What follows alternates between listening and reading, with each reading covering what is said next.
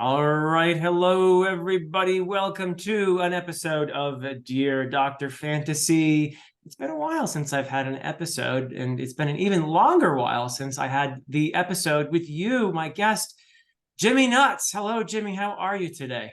How's it going, Philip? It's a beautiful Saturday morning in October, and got a good workout in. I got the blood flowing. Had a protein bar. I got some coffee. I'm Look at ready to you. Look at chat, you. man. Yeah, All I. right. It's been what, 2 years maybe since I've been on this. Oh Year. gosh, I would have to look. You were on the third episode of Dear Dr. Fantasy. And So there's how many episodes now? Because I think you passed chatting with nuts. Like I think no, you're no, no, no, no way. I'm on really. 40, 45, 6, 46, maybe. I can't remember. Yeah, yeah. I'm looking now. Yeah. Okay. Yeah. Okay. So it's been a while since I've been here. It's been a while for Dear Doctor. So I do it differently. One thing I do differently, obviously, is this is a pre-recorded thing. So there's no chat. It's not a live stream. Mainly because I can only focus on one thing at a time. And I find it very difficult to keep up with the chat and the person I'm talking to. And I feel very guilty when I miss all the lovely comments that people are making in the chat. So I just do it this way. You're an expert. I admire that skill very much. How you balance the chat with the dialogue with the guests. How do you do that? Well, one of the it's a skill, which kind of sounds a little bit arrogant. But the thing about me is I started that show way early on my channel, and I used to have 15 people in the chat, 20 people in the chat. So the nice thing is as it's gone up, and now sometimes we get all the way into the hundreds and the 200s. Yeah. I've got to learn on a curve. You know what I mean? Like it's grown with me in my ability to track these things.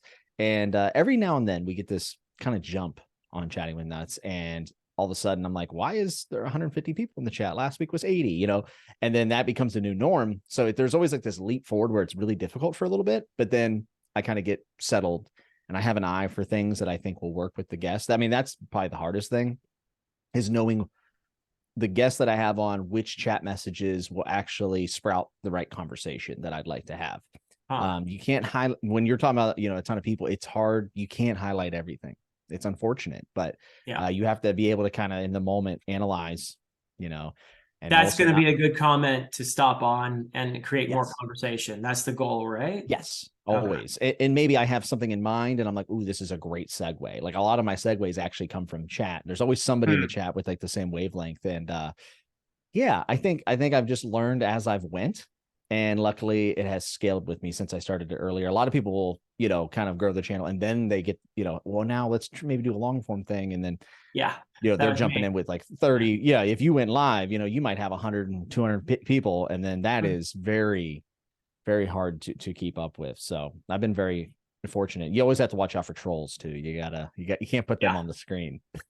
I do know how to block the weirdos. The ones that come in just to stir the pot or whatever. I've been banned a few times from your channel, I think, right? I've had to ban you several times, man. Under all your different aliases. So. Yes.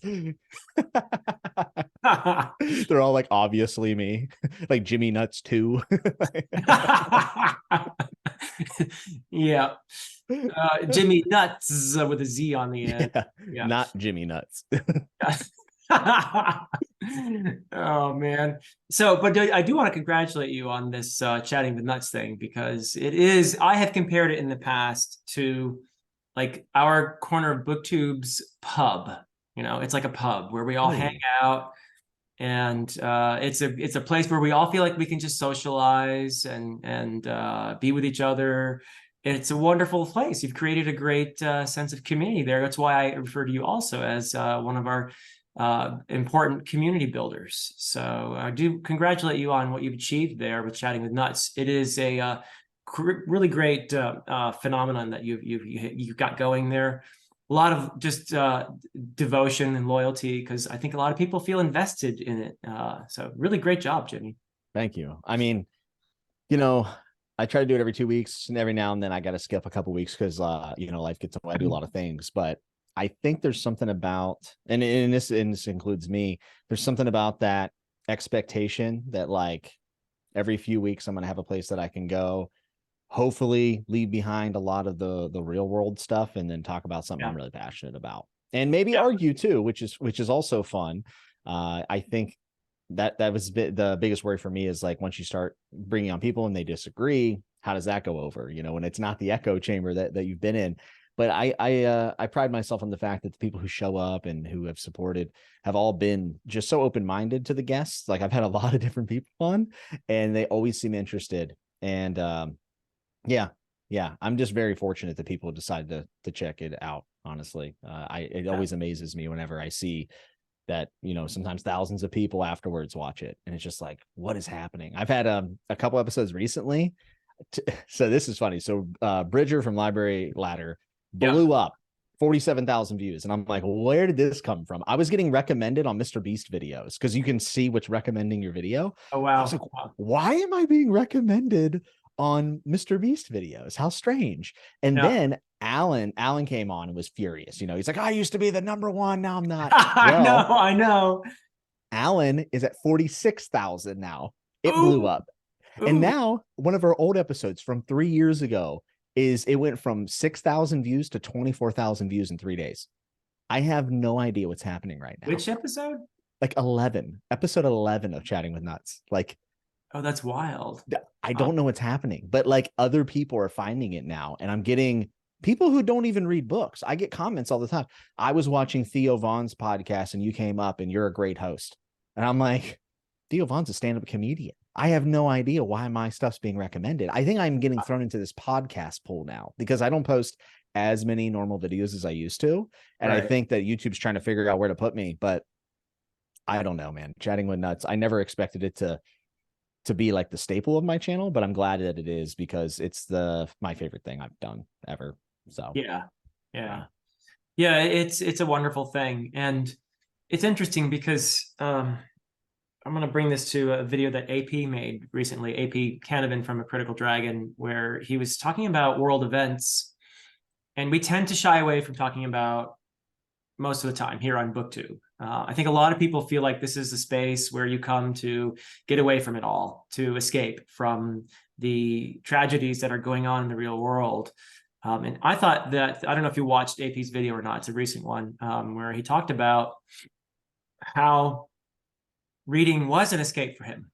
He grew up, of course, in Northern Ireland, in Belfast, where the Troubles were going on. And then there were some awful things that reading helped him to escape from. And also to make sense of when you come back to the real world from those stories. And I think that BookTube has a similar function, and a place like Chatting with Nuts is a great example of where we can all come together as a community and feel a sense of belonging, a sense of connection, and come together, which is really helpful in times when you feel a lot of anxiety, you feel a lot of that the world is falling apart.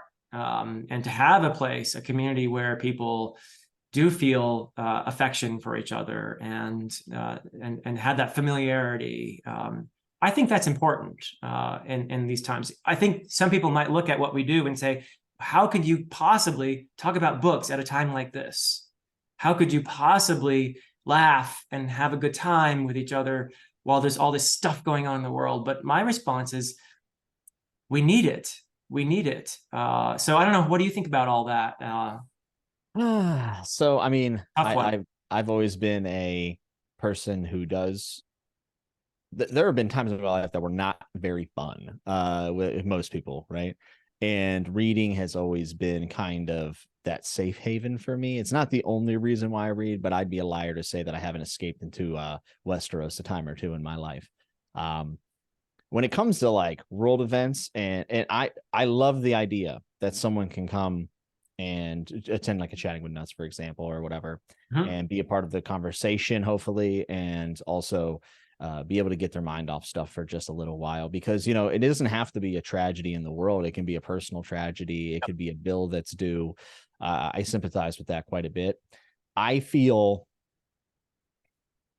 conflicted about, you know, basically what you just said, right? Like saying, well, I just need a break from these things, because there's people who are first person dealing with these things. Yeah, absolutely. So if anything, I hope I can be a relief somehow to those people. I don't necessarily know if I feel good about saying that I'm trying to escape from their situation whenever I'm thousands of miles away.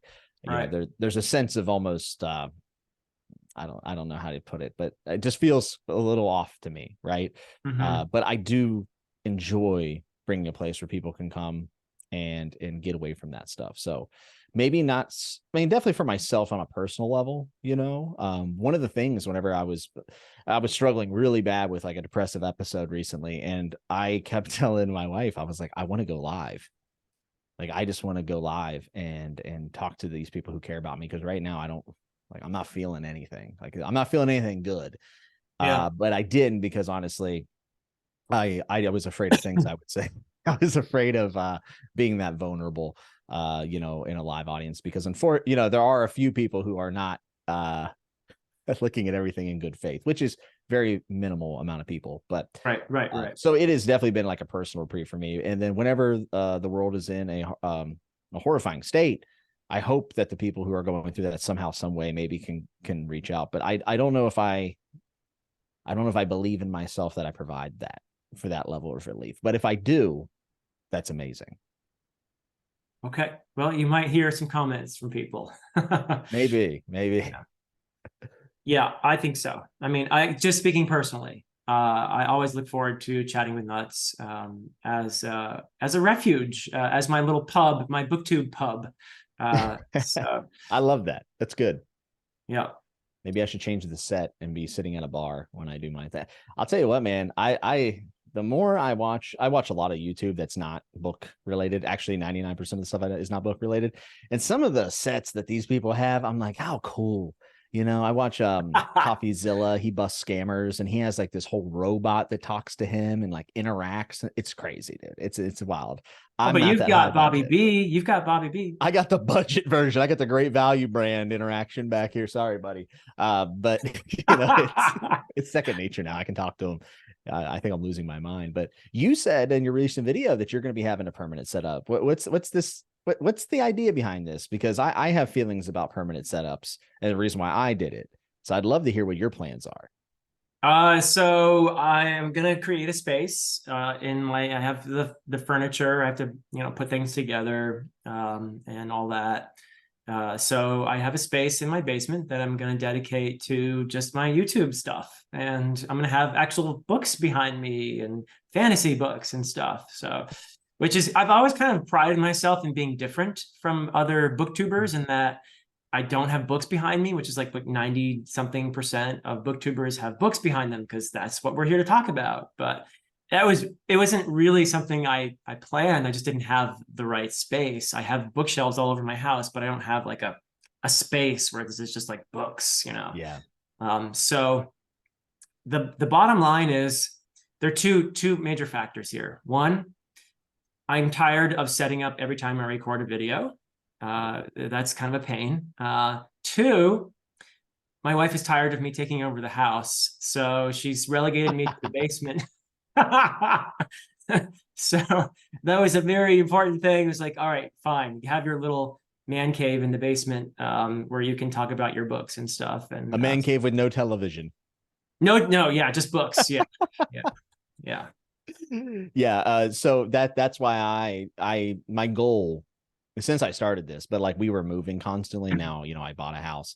It was like, okay, I want to make the overhead of making videos and streams as like little as possible, because for me, I'm really doing this for fun for me and to connect with some people. And, maybe a video will do well every now and then, and that's great. But the setting up and tearing down was just so much. And I wanted a seamless experience between videos to streams. That was another thing. I wanted people to feel like they were watching a normal video when in a stream with me. Right. Yeah.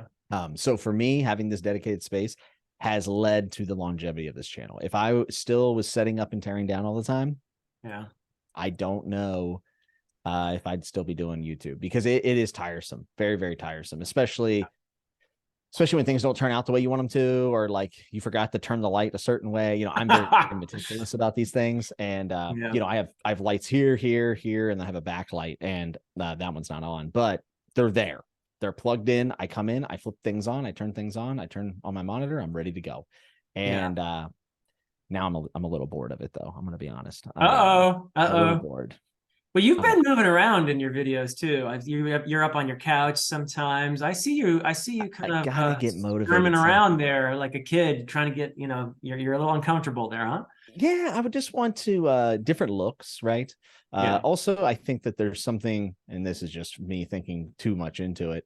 There's something a little too clean and stiff about having this boom arm and sitting at a desk, and this stream is fine because like I'm isolated, I have headphones, but like the normal videos, I want it to be a little bit more welcoming. I want it to be a little bit more relaxed. There's something stiff about this microphone arm and being in the same spot every time and having perfect lighting. I don't have perfect lighting, but consistent lighting. Sometimes I just want to flip on the camera and have it be more organic, I guess would probably be, the word for it. So I'm struggling with that a little bit. And also sometimes, how's this for organic? Oh God, that is a beautiful tree outside too, by the way. Oh yeah. Oh, it's fall now. So yeah. Phil, what are you doing? You should be sitting over there. You think? Yes. Oh my God, it's beautiful. Okay. Well, I can move. Oh, you're turning into an aesthetic booktuber. This is beautiful. Right before our very look at that. Look at that painting. Who did that? Oh, that was my daughter. She's very talented. My younger daughter. Yeah. Wow. I mean, that is the shot though. That is it. That's beautiful. But now I'm gonna put my ugly face in the way. Oh my God, you're an aesthetic booktuber. Your tweet actually kind of matches the red and yellow leaves on the outside. This is fantastic, dude. I love this. You like this? It almost looks like a fake background, like a Zoom background. That's how good it looks. That's my backyard, man.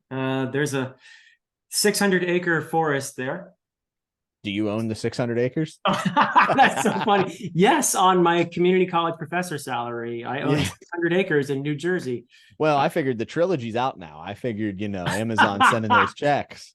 Right. Yeah, right. Yeah, the trilogy's out. So yeah.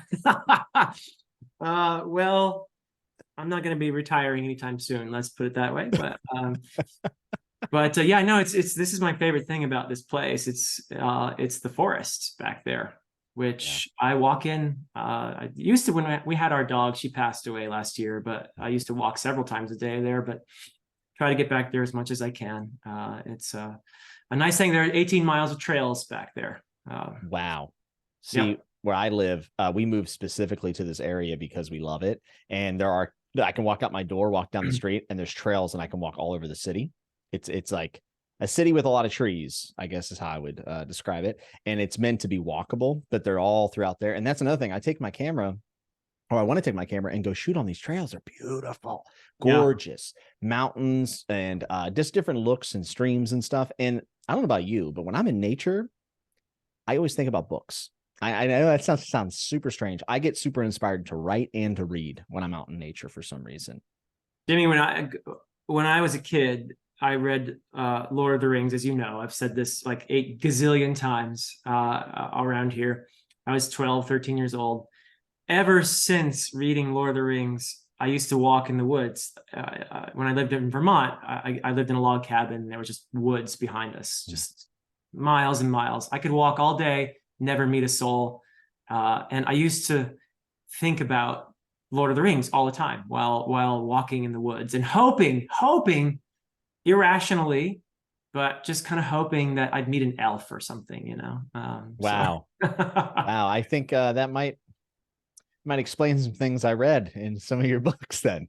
Maybe. That's so funny. I also think of Lord of the Rings every time I go and I see, just a dip down and it's all green and you can't really see the ground and there's a stream. I'm like, oh man, like I want to put on a little cape, get some hairy feet and just like start walking. It's like, but wait, you hate hobbits, don't you? No, I love hobbits. I don't like Frodo. Oh, just Frodo. Okay. Hey, I love Samwise and I love all the other hobbits. Okay, so you're not like Alan, because Alan hates all hobbits, right? Alan is what I would consider to be a hateful person. No, I'm just kidding. I'm just kidding. No, I love the hobbits. I mean, I think Bilbo is one of my favorite characters in fantasy to this day. I Oh, just okay, think okay. See, I was maligning you. I'm sorry. Yeah. no, So I just think Frodo is super duper not good. Like comparatively to Bilbo, Bilbo's way better. Bilbo's the alpha hobbit. Yes, and Samwise could be the best hobbit of them all. Okay. Samwise, I wish we were all more a little bit like Samwise. Yes, the world would definitely be a better place if we were all a little more like Samwise. Yeah, Yeah. I wouldn't mind if he had pushed back a little bit on that caste system a little bit, but Yeah, well, the very English thing, isn't it? Yeah. yes, I Yeah. believe that might have been some of Moorcock's complaints of the Yes, yeah. many that he had. Yeah. I love hobbits, man, and I'm with you. When I walk through when I think of nature, I think of Lord of the Rings. It's weird how those things like just have like reverb throughout your entire life. But I get inspired every time I walk, which is very frequent, mostly daily. It's one of the reasons, like I said, we moved here so I could go walking. And if only I brought my computer or a tablet or something with me whenever I'm in the woods, maybe I could actually write something. That'd be great. So that's where it gets less romantic because when you sit down to write, suddenly the wind is too much and you feel like the grit under your butt, and it's just it gets uncomfortable within like 2 minutes. And you realize that was a nice idea, but maybe we'll just put nature sounds on while we're in our nice office. There you go. Maybe a little glass of whiskey, that kind of thing. Right drunk, edit sober, or something like that. Yeah. I don't know. I think Hemingway said that.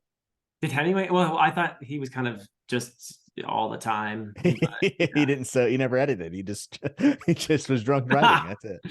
Maybe he didn't need to edit. He was that good. Debatable. Yeah. Oh, you're not a Hemingway fan, are you? I've tried multiple times. I think I'm out. It's so surprising. I can never predict what somebody's going to like and not like. You're hard to predict, Jimmy. You know that? I have a very wide range. you love Cormac McCarthy, but you don't like Ernest Hemingway, which doesn't make sense to me. I would think that you would like them both, but okay. I would agree. I think that is a very odd thing. I still try. I mean, I usually have a pretty good feel about if I'm going to like something. Like I feel more confident in my taste now, but I do like a wide variety of things. I really do. I think part of what some people do here, and I feel like I've seen you do this over the years, and this is, by the way, praise, is you're feeling out, you're exploring, you're seeking, you're looking around. And that's kind of, I envy that in a way because I started this whole thing. I was a little bit older when I started a YouTube channel and I was a bit set in my ways. And I love fantasy. I've loved fantasy since I was that 12-year-old kid. And I'm trying to expand all the time, my reading and all that. But I feel like I'm a fairly consistent guy that people would probably be able to easily predict something that I would like or not like most of the time, probably. Whereas I feel like you're one of the seekers out here. Is that do you agree with that? That you're kind of looking around, trying to figure out things and growing and learning. Like I feel like you're somebody who, and you mentioned this yesterday during your chat with Carlos and Yolanda on StoryTube, that there are certain books that a couple years ago you loved and gave 5 stars to, and today would be like, maybe not so much. So yeah, it's just been a journey for you. This has been a place for you to figure things out. Is that right? Yeah. And, I think one of the things is like you started a channel, you were very well read. I would not say I was very well read when I started my channel. I'm still not very well read. And that's why I'm kind of seeking and expanding. And this is one of the reasons why I push back on people who try to say that you need to read a certain amount of books before you start making videos, or you need to. No. I don't agree with that at all. And I would like to think that I'm an example of someone finding their way. Now, I will say, having a bit of humility, whenever you're making videos and maybe not making general, broad, sweeping, genre-defining statements is probably something you're inviting that criticism. And I would say that I did that even at the beginning because that's what you think you're supposed to do. It's not that you're being dishonest. When I read Rage of Dragons, dude, I thought it was the bee's knees. Like I literally was like, this is insane, but I had no right to say that. I mean, I have the right. Wait, no. I think you had the right to say that. Yeah, I have the right. That was your experience. That's right. Okay. No, I won't even say that you were wrong. What I would say is that Jimmy of the present disagrees with Jimmy of the past, but that Jimmy of the past wasn't wrong. Jimmy of the past was right in that moment. Yes. Because that's how you experienced that book. Yes. And does that open up inconsistencies over time for people who are viewers that go back and go, why'd you give this book? And then you like this?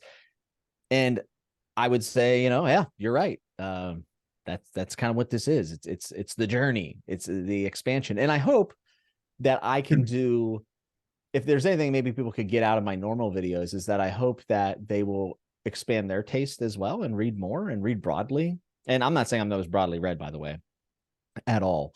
But a lot of people who probably would have never picked up Stoner ended up reading Stoner because I did. it. That was because of you. Yeah. And it makes me so happy that people were able to extend past that. And then when you return to like fantasy or sci-fi after reading something like that, I don't know, I think it improves my experience in some way that I can't really quantify. But yeah, I'm always seeking new challenges and new frontiers. Like I just started, and I mentioned this on StoryTube, but I just started The Killer Angels by Michael Shera, the Civil War the Gettysburg book. Yeah. I mean, I'm only like, I read another chapter. I'm only 2 chapters in. It's fantastic. Like I read that. I might have been in high school when I read that. It's an older book. Yeah, it's 1962. I think it was when it was published. Yeah, that's a really good book. It left a strong impression. Is that it follows a few different POVs. There's the one dude from Maine. You got Longstreet. You have I know there's Lee and all that, Lee. the big names, but there's some lesser known individuals who were still historical who are POVs too. Do I have that right? That is correct. And he actually, I love the way he introduces it. It is such a generous introduction where he says the sides, and he explains the sides unflinchingly, doesn't dodge anything, romanticize anything. Then he shows he says these are the men that we will be following. Yeah. And gives their pros and cons on both sides. And interesting. Then the story opens up. And it opens Are you gonna go to Gettysburg? Because you're not very far from there. Yeah, so I went to Gettysburg when I was in like 8th grade and I loved it. And we are going to be going back. I'm actually hoping, I think it's gonna be probably a little too cold soon. So maybe for the spring, I'm hoping. Also, Gettysburg is a really cool town. I think you've been there, right? Have you been to Gettysburg? No, I haven't been. It's a really cool town, like just to exist in and like go around to the shops, and there's some bookshops there too. It has brick roads, just has a feeling to it that I think is interesting. College town these days too, I guess, right? Yeah, definitely. I mean, I hear the bar scene is incredible. I will not be going into them, but maybe at noon to get like a water. Those days are long gone for me, but I've heard it's a very fun nightlife. But yeah, I am going to be going to Gettysburg, and my father-in-law really likes history. So I think for his birthday, we're going to like plan out something. Yeah. Oh, how nice. So after reading Killer Angels, you'll be like, and that spot over there is where I'm going to be unbearable, bro. I'm going to be the worst. And they took their stand on that hill over there. And I can just imagine the 80,000 Union staring down. It's just gonna be. I'm gonna really ham it up. It's gonna be fun. But I love history. And when I was younger, I did have an interest in the Civil War, but then I kind of grew out of it. As all boys do in high school, I became obsessed with World War II. And now I'm at the point where I'm tired of it. I'd rather read about anything other than World War II at this point. But yeah, I think it'll be a cool experience. But that's an example. I haven't had a great time with historical fiction to this point. There's some I do like, some I don't like, but it's just not something I can't say I don't like it because I haven't read enough of it. And that seemed to be an example where people are like, this is a staple for an American. Yeah, I noticed you bounced pretty hard off Pillars of the Earth. Was not your favorite reading experience. Yeah, that's probably the most popular book I've not liked. I mean, people adore that book. I mean, I loved it. I read it twice in the 90s. So yeah, I need to read it again. I think I need to read it again and go into it with the proper expectations. I had no idea it was so graphic. It is heinous. Yeah. And I kind of talked about this in my wrap up, but and this is something we can talk about, and it's very prevalent in fantasy. It's just like these sociopathic bad guys that to show you they're sociopathic and bad guys, they have to abuse females. Uh-huh. And listen, I've read everything. I've read all the dark stuff, and I've enjoyed so much of it. I mean, I think people come to my channel because I'm usually reading something depressing, but I just felt like I got overexposed to it, like book after book. And it was just like, Yeah. I started to think about it. I said, when's the last time I read a book that had a bad guy that wasn't abusing a woman? Hmm. And you know what the last time I can think of is I would say Daniel Abraham. Oh, interesting. Huh. Yeah. Which series? Long Price Quartet? No, you I would hated say that, right? I love Long Price Oh, Quartet. you do? Oh, yeah. Sorry.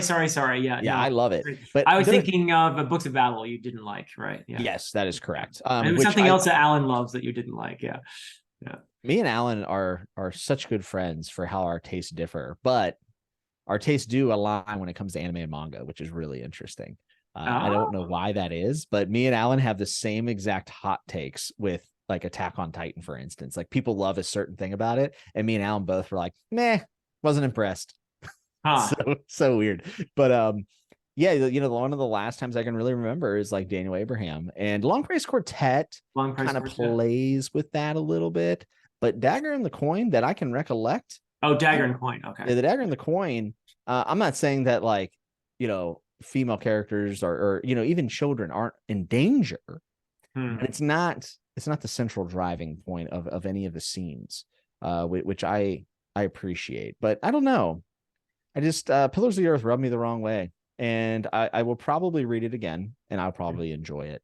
I did not know what I was getting myself into. I was kind of expecting it to just be a nice, boring, like I'm in a character's head and we're making bread, And and they're that's making a not. cathedral and stuff. Yeah. Yeah, that stuff I thought I would find more interesting than I did as well. Like I have to say, I wasn't very entertained, which I hate to say that because it's the most bottom base kind of critique, not a critique, opinion of a book. Whenever you go, it wasn't entertaining. It's like, well, okay, Uh-huh. what's that really mean?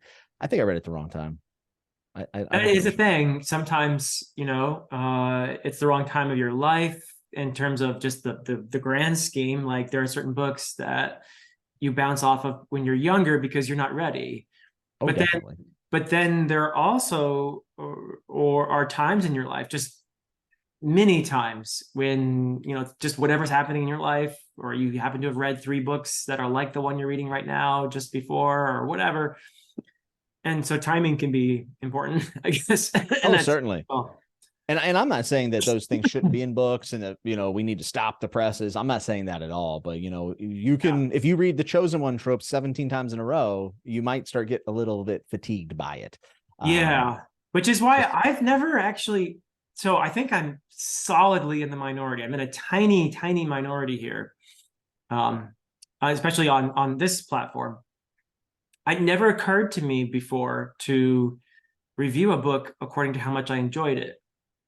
I've always thought my goal in a review is to no, I know it's not possible to be completely objective, and we're not having that debate right now, but I believe that a certain amount of objectivity is possible, and the more tools you have to describe what you're reading, Mhm. the more objective you can be, I think, in describing those things. So I always came with the approach that my enjoyment was the least important part of the whole assessment. I think I'm solidly in the minority there. For example, on Goodreads, isn't it the whole like premise of how many stars you give a book is how much you enjoy the book? I That's think so. yeah, Um, Now, if you watch my reviews, I think I take that approach, what you just mentioned. But I yeah, didn't post a review for Pillars of the Earth. I mentioned the wrap up is very much like yeah, surface level thoughts. Now, if I sat down to do a review, when I get in that mindset, I don't think about me as much as I think about everyone else that's read it or hasn't read it is a better way of putting it. And like, oh, what right, might work for people? right, What does this book contain? yeah, What do I think are the pros and cons of it? Usually I wait to the end to kind of give like what I thought about it and my level of enjoyment. yeah, But that's been something I've done in almost all my reviews. I mean, there are books that I gave 3 stars and I felt like I gave a very fence sitting kind of review to. Actually, Richard Nell's first book would be a great example of a book that I think Kings of Paradise. has great strengths, and then I also think it has some glaring weaknesses.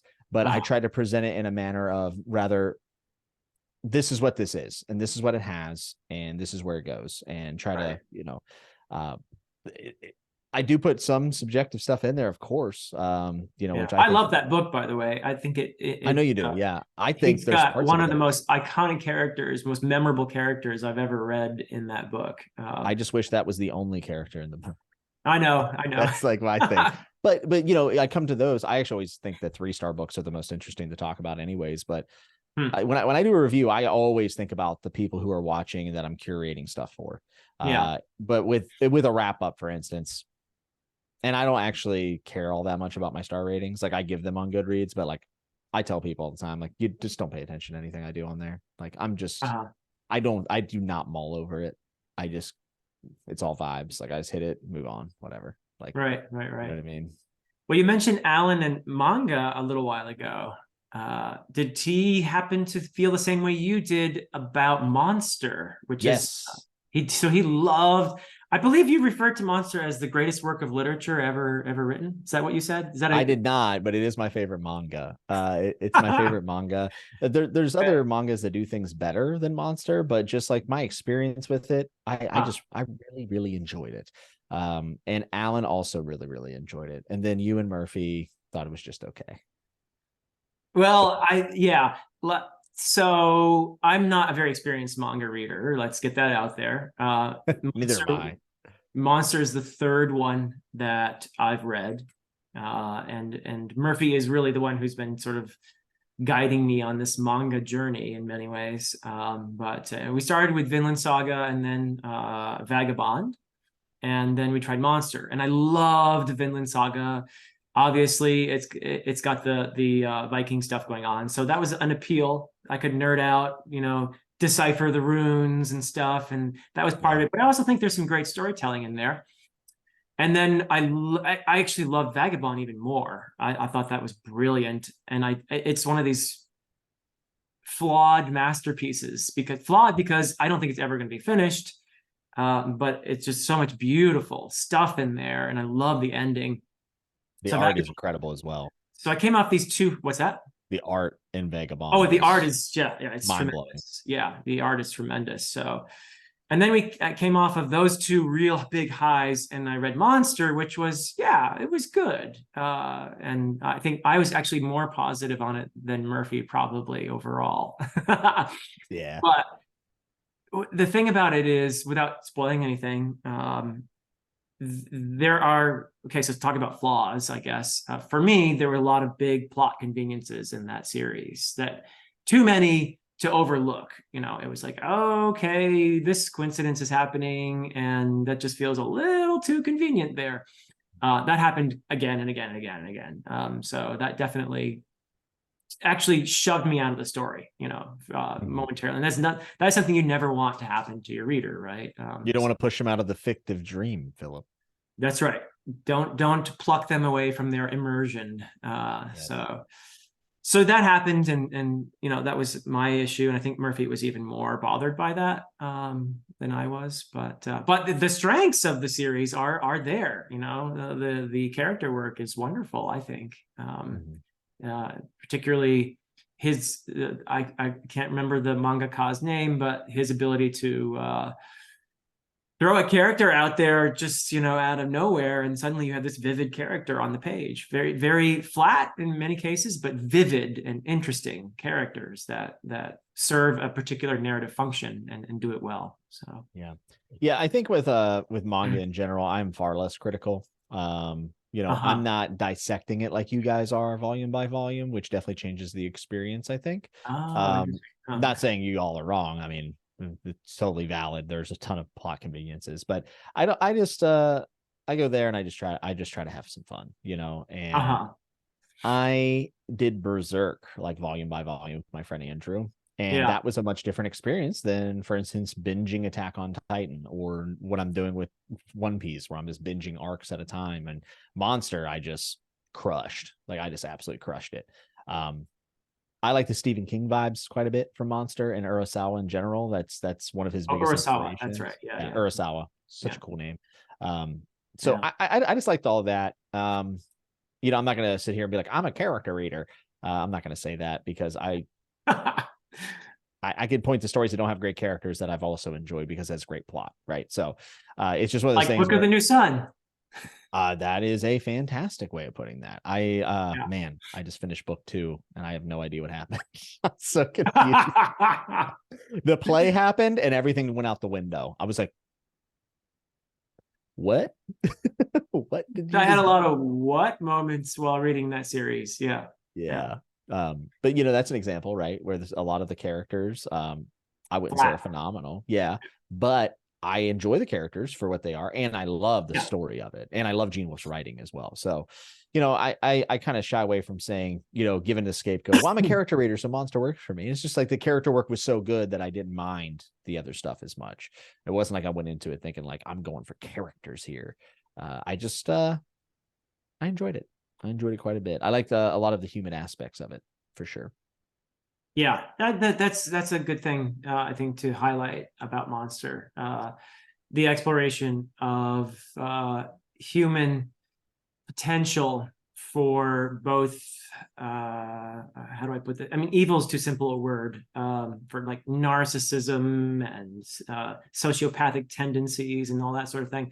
Yeah. Alongside that, there is, I think, it's easy to overlook, but there is definitely an exploration of our potential for compassion and good. So I think the series is actually really good for its thematic exploration. I would give it a big thumbs up for that. Yeah. I have so much to say about the ending.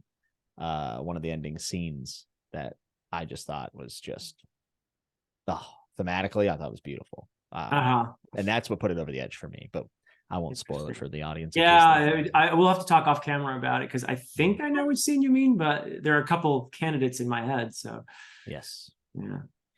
Yeah. Okay. I mean, the one thing that you have to say about Urasawa is he enjoys ambiguity.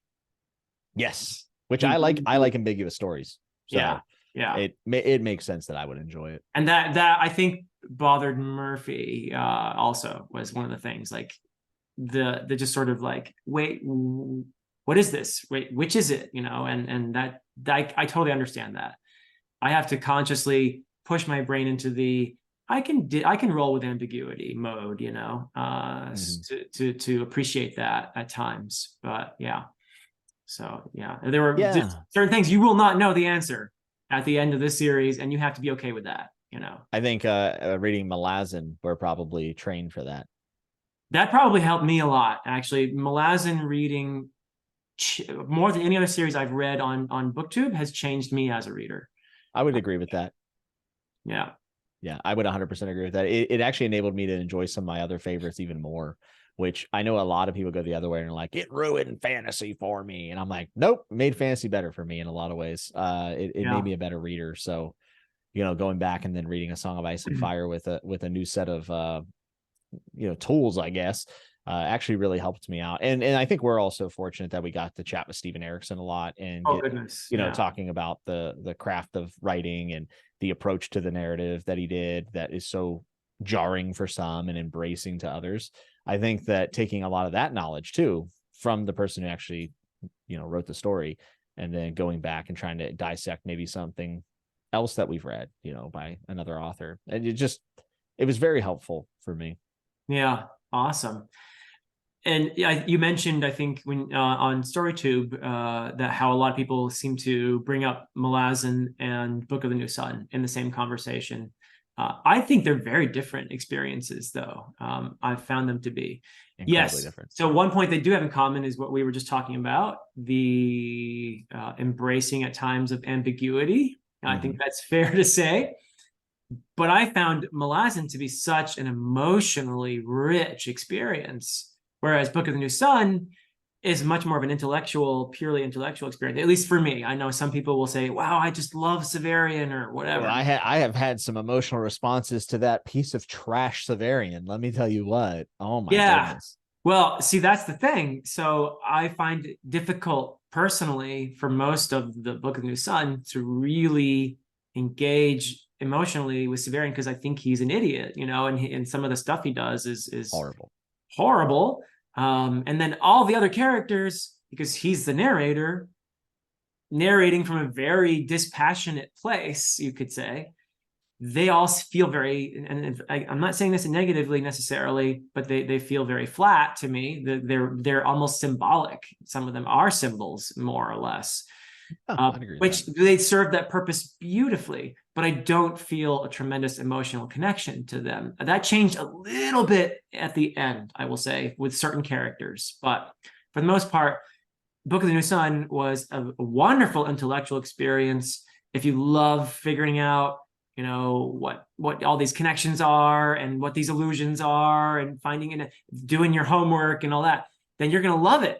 But for as an emotional read, it's almost like the opposite of, say, Realm of the Elderlings, which is a very emotional journey. Which is also a chronicling tale as well, right? It's a first person chronicle. True. Yeah, that I think that's a fair point. I've definitely had some moments in Book of the New Sun that like either fired me up a little bit. Like there's a scene at the beginning of Claw that I was just like, what? Like that just happened. Like that's pretty sick. And then you know, you kind of feel this I don't know, like twinge in your heart where you're like, oh, that had to be hard for him to do. But there's other things that I mean outright make me mad that Severian does. I feel so much different. Many of them Severian. involving women, I would say. Yes. Yeah. Yes. And you know, that's another difficult one, right? Because I've seen a lot of people levy criticisms towards Gene Wolfe, but for everything I've read about Gene Wolfe and everything I've seen in his interviews and him being so close to like Ursula K. Le Guin, like I just don't see him doing stuff in bad faith. No, he's doing it. First of all, he's doing it consciously, and he's doing it so you think about it. But that said, I think there are going to be some readers who are like, I don't care if he did it intentionally. I just don't want to have to, which is valid, be around that kind of thing, you know, whether I'm supposed to disapprove or think, yeah, go Conan or whatever, you know. I just don't want to be around that kind of misogyny, you know, and I get that. So yeah, it certainly is not going to be a story for people who are not interested in that at all, right? Not even from a kind of like let's discuss this and dissect this. But for those who are willing, I mean, it is there, and I think there's a big conversation to be had about it. And I think a lot of modern fantasy and sci-fi maybe people want to be told what the answer is to the moral question. I don't think moral ambiguity is well perceived anymore, and that is a shame. Well, it can be easily quite heavy-handed if you're telling people what to believe. That's what I'm getting at. Yeah. Yeah. The thing is, I think my favorite authors tend to be ones who don't give easy answers, who ask questions, like Steven Erikson, for example. You hear all the time, oh, Malazan equals compassion, right? That's like the most simplistic, you know. Actually, he's not telling you be compassionate. That's not what Malazan is. It's more like, let's explore all these different sides to compassion, which sometimes can be a bad thing, right? Oh, 100%. I mean, I talked about this with Carlos and Yolanda. I mean, Octavia Butler wrote a book about slavery and approached it in a way that many would find, you know, reprehensible nowadays if someone wrote it. I think I don't know if it would get the same reception if she wrote it today. I don't know that for a fact, but I'm just saying she wrote it from a place of compassion and empathy for people who I personally would never extend empathy towards. Yeah. Have you read Kindred?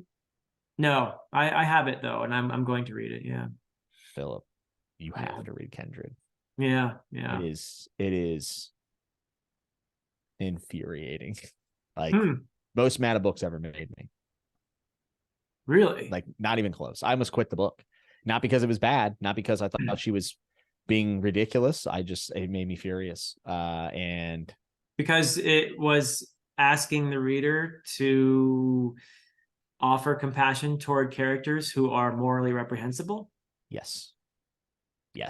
And the main character is just a man. Wow. What a book. What a book. I really think you'll enjoy it. It'll be a very tough read, but you'll enjoy it quite a bit. And I think Octavia Butler is a great example. Le Guin is a great example. Erikson is also a really great example. And And I don't know. I just find, and this isn't the case for all of it, but there's been a lot of stuff that's come out that's been popular that is very heavy handed, and fair play. Some people want that, and that's cool. Mm-hmm. But I think whenever it comes to being ambiguous about morality, people can take it the wrong way at times, which I guess is just a downside of being ambiguous. Well, see, the thing is, I think the job, not the only job, so I'm not trying to say this is it, but one job of art and literature is to get you to think, not to tell you what to think, but to get you to think. And in that sense, once an author tells you what to think, you're no longer thinking, right? So in a way, you're not doing what that particular job. If you're coming down and saying, here, reader, this is the perspective I'm pushing, and this is what I want you to think, having that agenda is not conducive to doing what I tend to look for in literature, which is, let's look at this and you think about it, and that is not the same thing at all as endorsing, by the way. So you talked about Octavia Butler and Kindred. Understanding a person's who does awful things is not the same thing, of course, as endorsing those things. Even having compassion toward a person who does those things is not the same thing as excusing those things, I would say. Right? And I'm with you. I will say that what we're talking about is not an easy thing to do.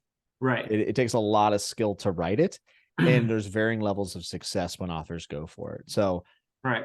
I'm never going to give someone a pass and just say, this is, if you don't see this way, then, you're wrong or something like that. I think it's a very difficult thing to do. I think it's a little bit easier to be heavy handed. I think, it's much easier to say, here is the right perspective, swallow it or else, that's much lazier. That's much easier to do than to look at it from all these sides and try to understand. And like Erickson does all the time, giving us characters we thought we hated, and then suddenly, wait, no, I like this guy now. What are you doing to me? Yeah. And I think that Wolf is on that side of things. I don't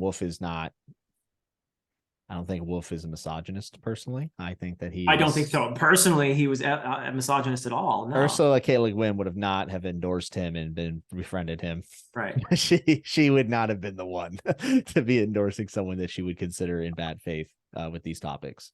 Yeah. And of course you can, and I think you talked about this as well, what we just said about Wolf, you can apply that and multiply it by 100 for R. Scott Baker, That's where it gets difficult. He went hard. That's the one I feel like people feel like is indefensible. But I still find myself at least proposing some of what he intended. And then you have to let people decide whether the execution was worth it or not. And then there's also, let's be honest, there's just a large amount of people who don't want to read it because of the nature of the material, which is totally valid. Same thing with Cormac McCarthy. McCarthy goes to some horrendous places. I think Cormac McCarthy is a far darker writer than R. Scott Baker. Well, I've only read The Road and I've only read Prince of Nothing. But if I had to say, which on the scale of gritty, The Road's optimistic. Go read Blood Meridian or Child of God. Okay, maybe relatively speaking. I know, okay, well, I'm not going to spoil the ending for anybody, but I don't think I would apply the word optimistic to The Road.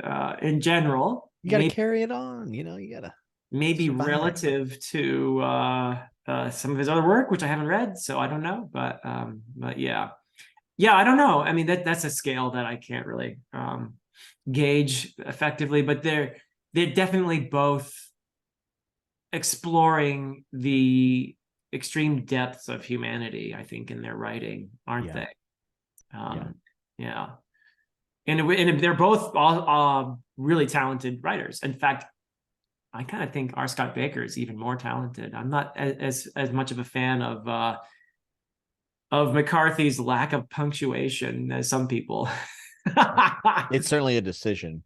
And that's going to force Good way to people away from avoid I don't, that's a very cynical take, but I was just about to say something snarky about maybe he didn't know how to use commas, so he just said, screw it, I won't use them. So Hey, I understand his pain. Commas are the yeah, main existence.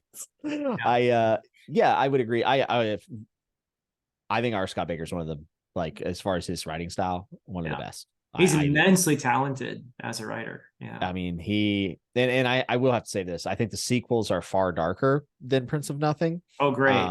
Yeah, in a different way though. Because he actually corrects some of the things that I disliked about Prince of Nothing. I said this to somebody the other day, but I read Prince of Nothing and took a year to read the sequels. And that's what I'm doing essentially. Yeah. And then when I read the sequels after I read book one, I was like, I cannot stop. Like, I threw out everything. And I was like, this is like a totally, it's not different in the sense that like it doesn't feel like it matches, but it's just better, at least in my opinion. And then even without the editor at the end. I mean, there's a lot of spelling mistakes, and he also goes off the rails with his ideas. But I think if you're in, you're in. You'll never read anything else like it. But his writing, I just think, has a weight to it that I've never really read anywhere else. He does have some repetitive phrases that we talked about in our discussion. He has those like almost Homer-esque descriptions of battles, and darkness came swirling down. That's deliberate. Yeah. Yeah, it's deliberate. At the time when I was reading it, I didn't love it, but then knowing that it's a reference, literary reference, it's like, oh, that's actually kind of cool, right? But yeah, I'm glad that you at least loved his writing, because I think he's just, I mean, in a league of his own, really, when it comes to style. Yeah, no, there's a short list of authors whose prose I deeply just love reading their books just for the prose. And I know it's weird. Again, I feel like I'm in the minority on this in being interested in prose, but it seems strange to me that people who love books would think that you're not supposed to care about prose, but whatever. The phrase prose snob comes up all the time. And it's like, really? I mean, that's like saying, oh, you're a character snob, or you're a plot snob, or you're a setting snob. I mean, if you care about stories, you should care about prose, because you wouldn't have the story without the prose, right? Well, I think the big issue is that people think that prose snob means that you only like purple prose, whenever plain prose can actually be very effective. Oh, it can be very effective. Octavia Butler is a good example. She's very plain in her language, and Ursula K. Le Guin's also pretty plain with her language. She'll have a sentence or two there, but like, I've had so many people read her books and then come back to me like, I thought you said she was like a great writer. Like, I thought it was like this beautiful writing. And I'm like, there's times where she picks her shots, but she doesn't indulge in herself. Well, if you're talking about her sci-fi, I think it's different from the Earthsea books. It is. It's written differently. Yeah. But even Earthsea, I didn't find it to be overly purple at all. It's funny. I will have college students who struggle with that prose. And then I will, have people like you who say, and I agree with you, actually, I don't think it's super complex. No. I do think she has a beautiful way with words, though. That's what I'm trying to say is like, you don't have to have the purple prose and every simile in the book to have beautiful writing. I don't think that, and that's where the misconception is people think, oh, you're a prose snob. You only like stuff that's like drawn out, hard to read, and insist upon itself kind of thing. And that's not the case. Yeah, I agree. In fact, if you overdo it, that's going to be almost difficult to read. That's right. Yeah. So you don't want to overdo the decorations in your prose, for sure. So knowing how much is enough, and that's going to vary from reader to reader, of course. But there are certain writers who always come up in these conversations, like Guy Gavriel Kay or Stephen Erickson for me. Robin Hobb is a great one. Ursula Le Guin. Jenny Wirtz is one that I'm actually more and more feeling like, yeah, she belongs in that group.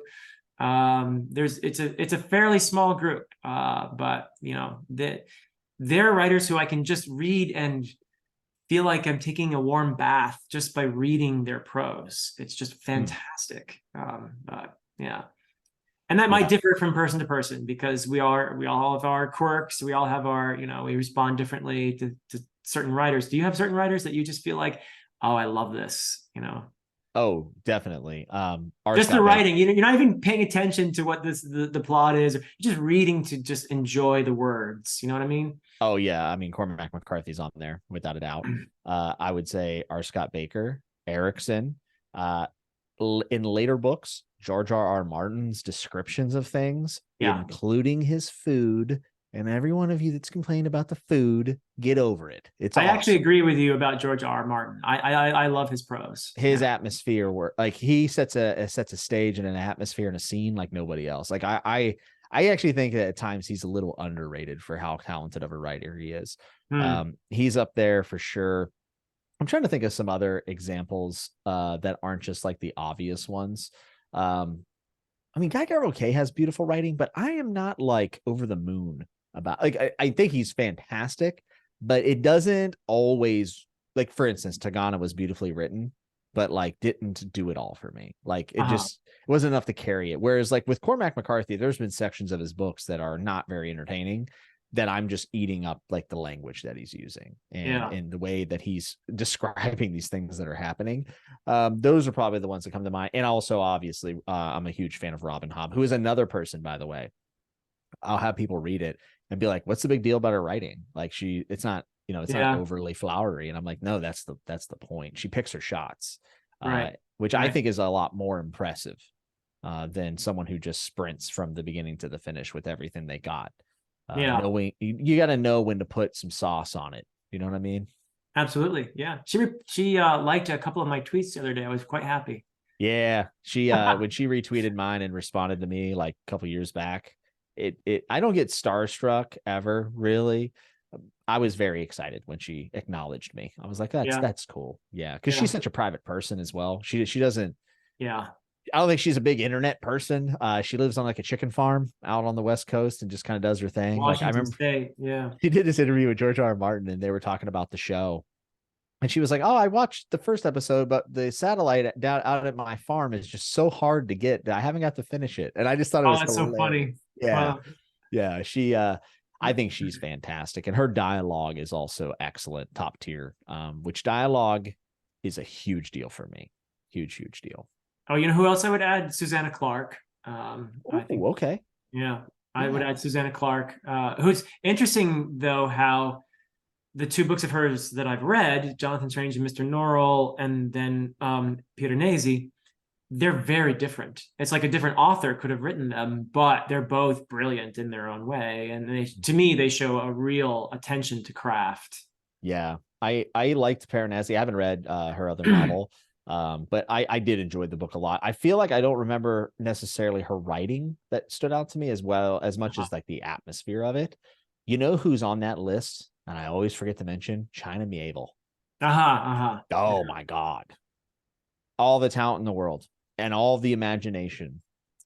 Should have been the next Tolkien, honestly. Like and it not at all like Lord of the Rings, but to the same level. Kind of, I've said this about Erickson, but like the first person to like take up the task and be like, I'm going to do it a totally different way. But like the level of detail and thought that gets put into the settings and the places and the world building, while also paying attention to the craft. China Miéville is fantastic. It's a shame that he's just never going to write in fantasy again, I think. Would you put Daniel Abraham up in that conversation? I've only read LPQ myself, which I have a feeling is where he's at his most eloquent. But I don't know because I haven't read his other stuff. Yeah, I think he has a really good balance. I think he's very readable. I don't know if I necessarily just like bask in his word choices or anything like that. But I enjoy his writing quite a bit. But it's probably not one of those ones that I would say that I just can sit down and read anything that he types out. Story wise, yes, but just like the language of it, I don't think he would make my list. Interesting. Great turn of phrase is something I'm finding a lot in Josiah Bancroft in the Books of Babel, which I know you. How long ago did you try those? Probably 2.5 years ago. It has nothing to do with the writing. I even said that I thought the writing was great. I just didn't like the story. I just didn't care. Okay. All right. The guy was kind of a dunce, I'm just like, I don't know. It's like like a lot of us, I think. But yeah. I mean, I can relate. I mean, I like Fitz and he's like one of the dumbest people in fiction, but I don't know. It wasn't my kind of feel. I knew I wasn't going to be super enthralled in it. But I did think he's a very talented writer, and I'm very interested about the Hexologist, but it has a pro wrestler in it, or former pro wrestler, so I'll probably never read it. Too close to the bone? Yeah, I know I'm not going to like it. Oh, It's because like Alan, whenever people say, oh, it has Roman. Yeah, no, yes, that is exactly it. I remember when I was reading Swan Song by Richard McCammon, and there was a pro wrestler in it, and I was like, oh, this is why everyone wanted me to read it, and they think it's like, he's going to love it because there's a wrestler in it, and I was like, actually, Robert McCammon did a good job. He did not overstep his bounds. I thought he kept it pretty good, and it wasn't too hokey either. So hats off to him actually with that character. I thought that character was good, but I'm very apprehensive. It's kind of like Alan. Alan knows Roman history. When someone's like, dude, it has Roman stuff in it, he's like, oh god, like you guys don't understand. Like, it's not going to be somewhere I see it. I'm like, oh, Caesar. He's gonna look at it with a different kind of lens, and I feel that way. As soon as I heard the Hexologist had a former pro wrestler, I was like, probably never gonna rate it. Yeah, I mean, I encountered that when we had our discussion on the Prophet of Udan. Murphy was had issues with my rock climbing scene, and also privately, Jenny Wirtz set me straight on horses. Yeah, so it was like, oh man, okay. And she's, of course, I would never argue, even dare to argue with Jenny Wirtz about, well, probably any topic really, but especially equestrian stuff. Such an intimidating thing though, man. Like, to know people out there that are reading, like, you're like, I'm gonna put this in my book, and you do your research, you try. Yeah. But you're not gonna master it in a day. And then, like, I don't know, that's part of the most nerve-wracking thing for me, is like trying to get all those ducks in a row and have the details correct, because you don't want to, I don't know. I tend to be, I guess, more forgiving if I'm reading fantasy. I am. It's just wrestling. That's the only thing. Like, okay. also there's this thing where, and this is bad of me, but like, people just assume I'll like something because of the inclusion of it. That's the problem. Right. It's like, it needs to be done in a very certain way for me not to think that it's stupid. I feel like Robert. I guess I better delete all those pro wrestlers from my next book, I guess. I mean, I would hope that you would ask me questions about it at least, right? Sorry, Robert McCammon. It's Robert McCammon. Okay, I always think it's Roger. Roger. Oh no, I think it's Robert. Yeah, it's Robert McCammon.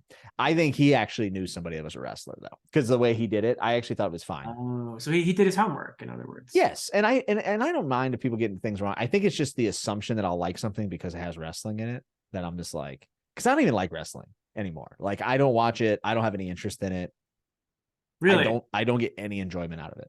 You don't keep up with it at all. No, I have friends that are on TV now that I'll message them every now and then, and if they do something, I'll check it out. But for the most part, it doesn't lead to any productive thoughts in my brain, and I'm now so far away from it that I don't even remember what I see in it. It's a very strange thing. I was in Target like 2, maybe 3 months. No, it was actually a little bit longer than that, and I saw 2 people that I had seen come up and I'd helped out a bit and worked with, and they had action figures. And I always go in the action figure section of Target, always, because I'm just like, I'm still a kid, and I saw 2 people who are on TV now and their action figures were in Target, and I'm so happy for them. Wait, do you have an action figure? I did actually. There was supposedly there was a line of action figures for these independent wrestling company I was in Japan. But I never saw it, so I don't know if it actually existed. But I was told by the promoter that we had a line of action figures in Japan. I don't know if it's true. It was super weird. We had like this weird. If there are anyone listening out there in Japan, please research whether or not there is a Jimmy Nuts action figure. I'm trying to remember the federation name. They had a deal where they were on like broadcast TV over there for like at 3 a.m. and people are like, "We're running T-shirt line." I'm pretty sure. How much would you pay for that action figure? Nothing. I don't care. Bro, I barely have anything from those days. Like, I just don't have, if I had a kid, I don't even know if I'd tell him that I did it. Oh, come on. I'm being serious. I don't know. I really don't know. So I was one of those dads, or the kid finds out when he's like 30 that you were a pro wrestler. Yeah, and then they're like, I want to do it. And I'd be like, no. 30's too late No. anyway. So yeah. Well, hey, it's never too late. Diamond Dallas Page got in the business in his 40s. Really? Yeah, he was a bodyguard, and they met him. He was hanging out with the wrestlers, drinking, and boom, he became a manager. Then he became a wrestler. Probably the exception, not the rule. Yeah, 100%, definitely. So you just kind of cold turkey with the wrestling, I guess. Yeah, and like I said, I'm in the action figure aisle, and I see these two people that I love and I think are super talented, and I'm happy for them, and I just go, huh, like that's what I wanted, like that was supposed to be me in my head, and I never got there. And I've definitely grown out of the like I didn't make it phase. I did a lot of cool stuff, and I am not insecure at all about my accomplishments. I did a lot of awesome things. Yeah. But the end goal was that, and it just like To have an action figure. I mean, the thing is I look at it and I go, I'm better than these people. I was better. Uh-huh. So it does see, but you see the mindset that it puts me in. I don't like being in that mindset, man. I don't think it's productive, and I don't think it's healthy. And I also just didn't really like who I was. Looking back now, I don't like who I was when I was in the business. So thinking about the business makes me think of mistakes I've made, and it makes me think, and all on me. It's all me. So well, it's I would not guess so much. it's an extremely competitive business to be in. Very dirty business, very vain, and I was all in it, and I was a very different person. But I guess what I'm trying to say is the bitterness is not external. The bitterness is towards myself. Like, you quitter. Which is still not healthy, whether it's external or internal. Right. Yeah. I got enough to feel bad about. Like I don't have a high opinion of myself as it is. So thinking about how I failed at my dream is not exactly the most like positive thing. Like, I almost had an existential crisis in Target. That's embarrassing. In the action figure row. In the action figure. This kid's picking out a Fortnite figure, and I'm over there like, it's like, might as well just go jump off the Target, Well, I mean, I'm not trying to make you feel better or anything, but I think look back on how many dreams I failed in. Oh my goodness. It's most of us fail. Yeah. Yeah. I failed quite a few times. So yeah. I failed spectacularly though. I mean, I got to do things and got the approval of peers that I respected, that I never thought I would meet and talk to, that got to watch me do my work. And, it would be very similar to like, someone giving you a compliment that you've read that, is a great writer, right? And coming to you and saying, you did something really special. And you're just like, wow, that's enough, right? Yeah. That can offset a lot of 1-star reviews. Oh yeah. Heck yeah. Yeah. No, I mean, that's the thing. I think the best response you can have to life is to just keep trying to fail better all the time. Right? Yeah. You can't get too hung up on the details. There's always another mountain to climb. That's right. And you never know,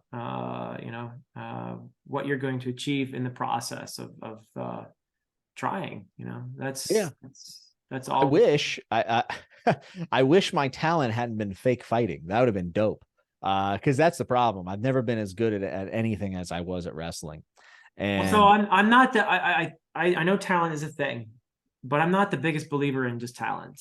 I worked hard. Yeah, I know. Hard. So that's the thing. And I was gonna rudely interrupt you and say, well, it wasn't talent. It was about hard work. And I know you worked hard to get to where you were.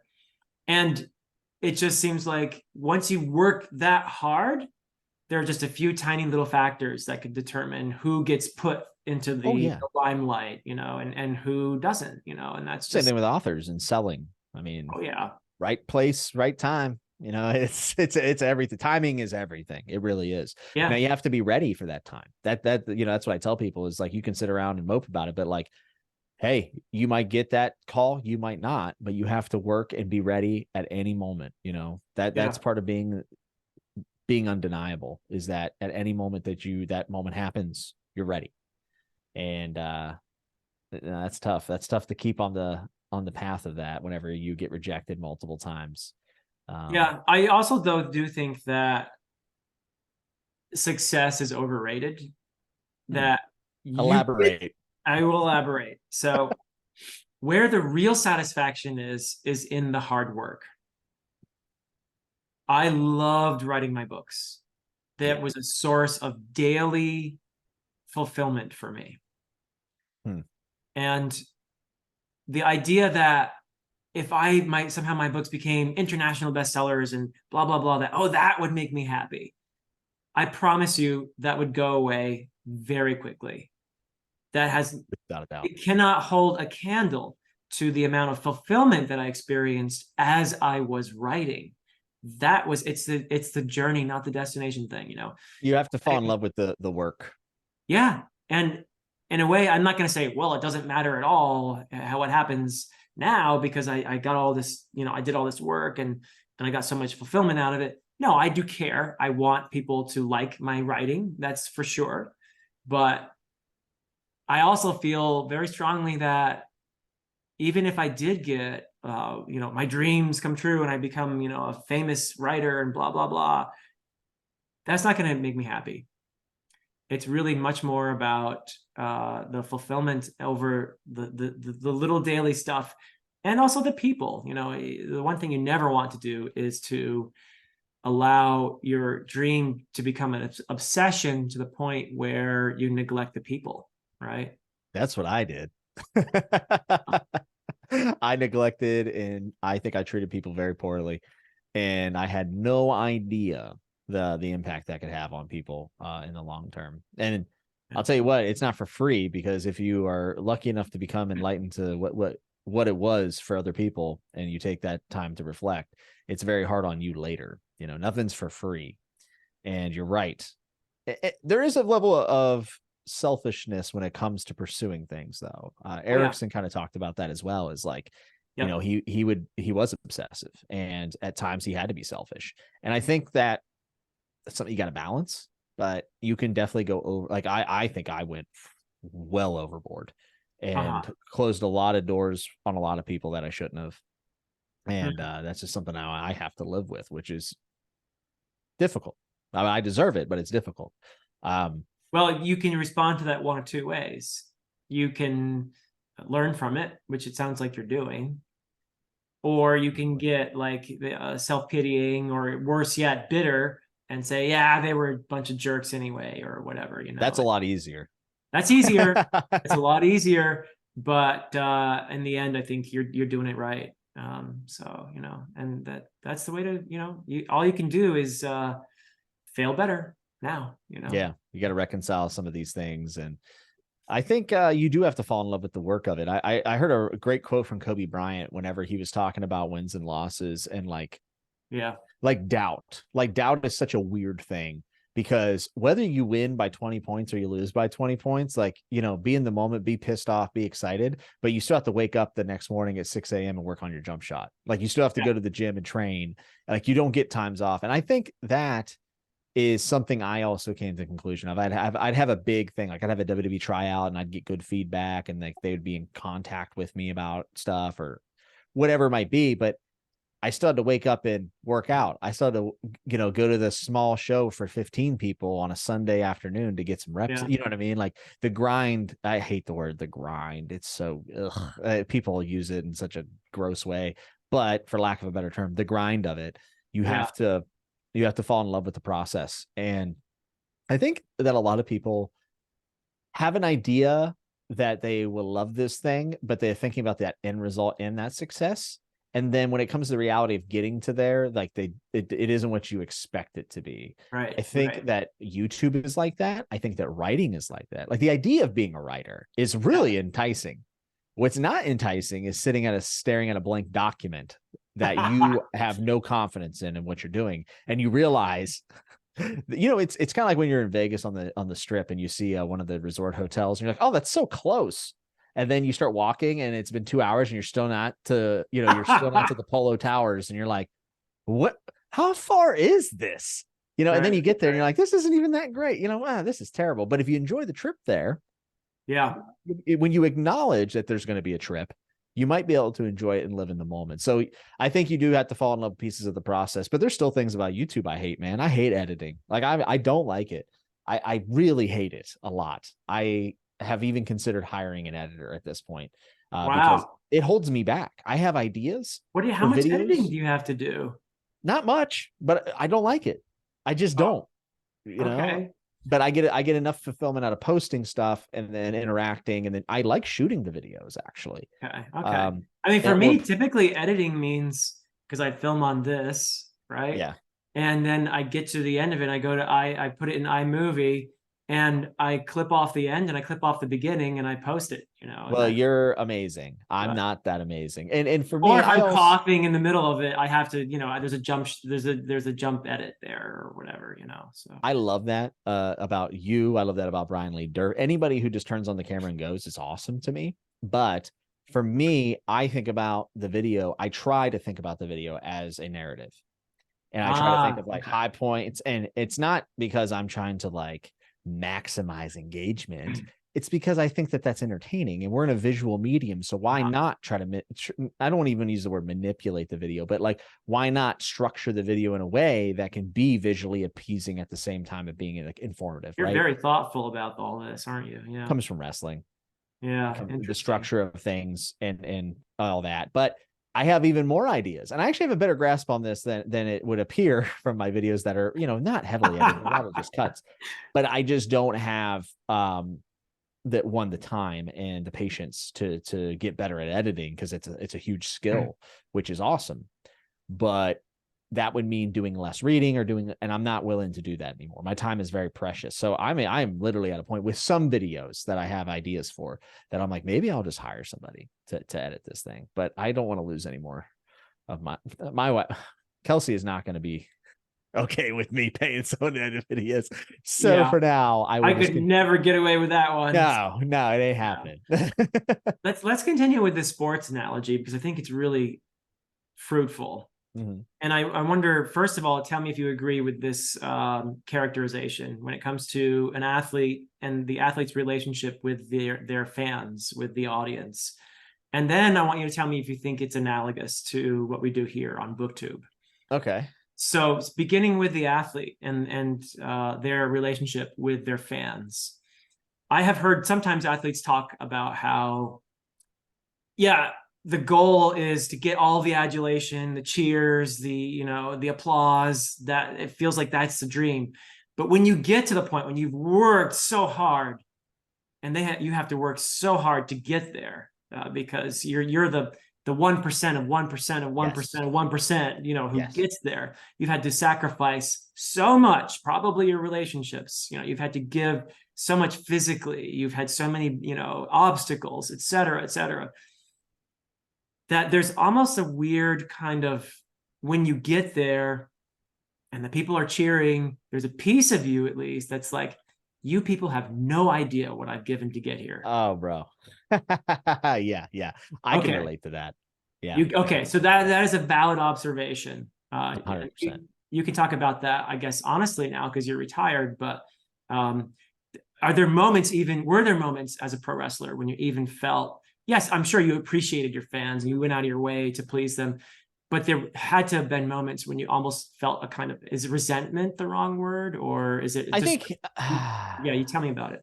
I don't think I ever resented, but I will say this: I've never thought of like the YouTube thing of like viewers being fans, because being a fan is a very different thing. Very different, yeah. In fact, I would say in YouTube, what people usually go for is feeling relatable to the person that they're watching, and that's one of the more intimate things about YouTube. Whereas, honestly, the more unrelatable an athlete is, the more spectacle we find in that athlete. Like, interesting. Yeah. I can't relate to Conor McGregor.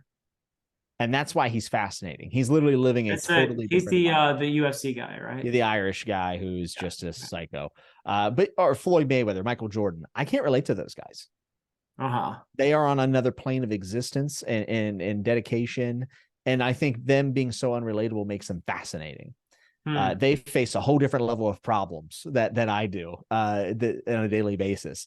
So I find, like, for instance, with wrestling, I remember at some of the heights feeling my most down.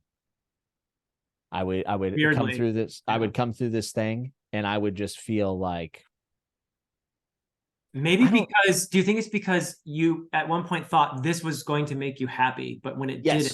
That's right. That's Okay. right.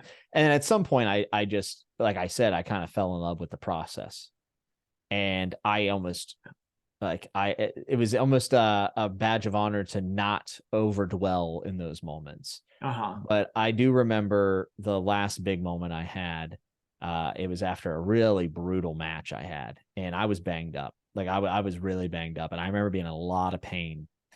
And I just remember being like, I'm 25, and I am dreading tomorrow morning. And I was just like, yikes, what am I doing here? And that was maybe a moment of resentment. That was maybe a moment of resentment. But I also have had moments where it felt like I was finally getting a due, and the appreciation was everything. You know? Like, I felt confident that I deserved it, which is a good or bad thing, maybe. But yeah. So let me push back a little. I actually agree with you when you said actually our relationship with the people who watch our videos on YouTube is not the same. But is there an element, I'm just playing devil's advocate here, is there an element of that where there are certain booktubers who read like 200 books a year, and most people would be like, how do you do that? You know, that's amazing. Or people like, sometimes I'll get comments like, teach me, how do you read faster? You know, how do you read faster? And I'm like, I don't know. I'm a slow reader. But do you think that sometimes people do look up to you a little bit, in a way where you're seen as I don't know, is that there, or does that exist on yes. YouTube? Yes, in the manner that I look up to the person who runs the coffee shop at the end of my street, and he'll never know.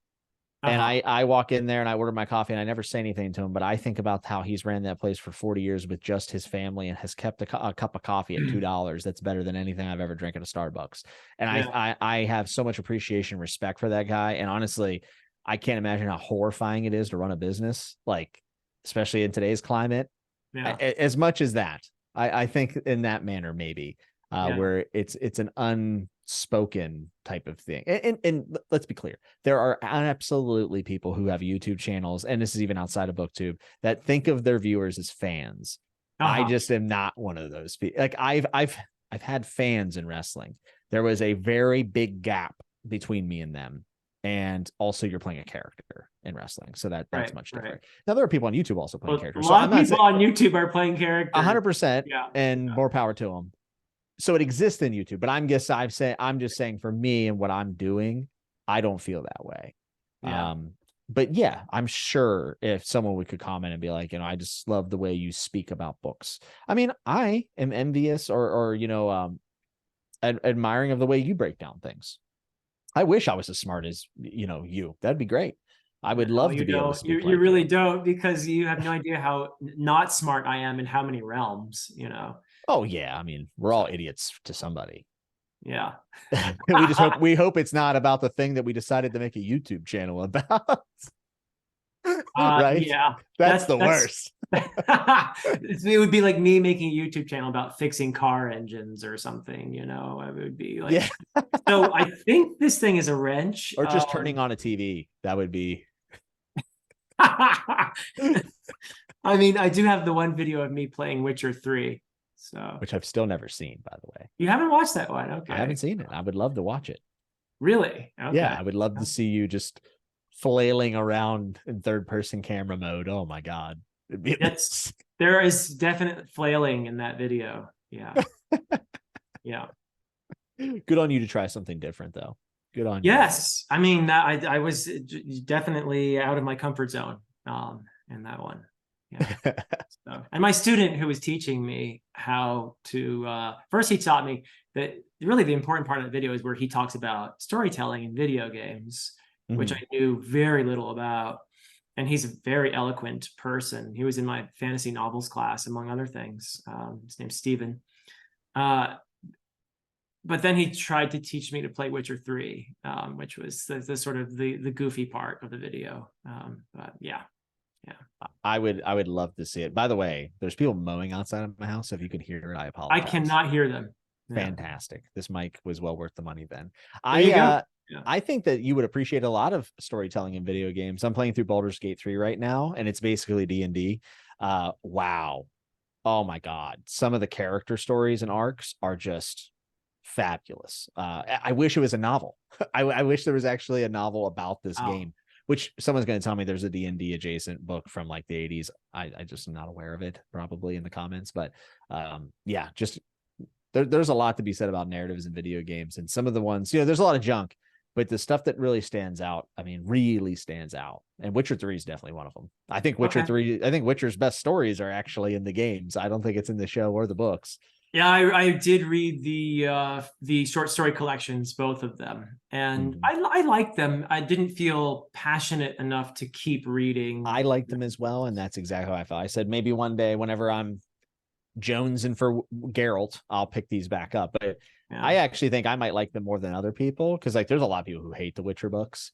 They blame it on translations and stuff. Some people love them though, so yeah, I'm not sure what to think. Yeah, it just seems like one of those ones where there's very loud voices on both sides, and I'm somewhere in the middle, probably more on the positive side of things. But I guess the novels are where people start to really split.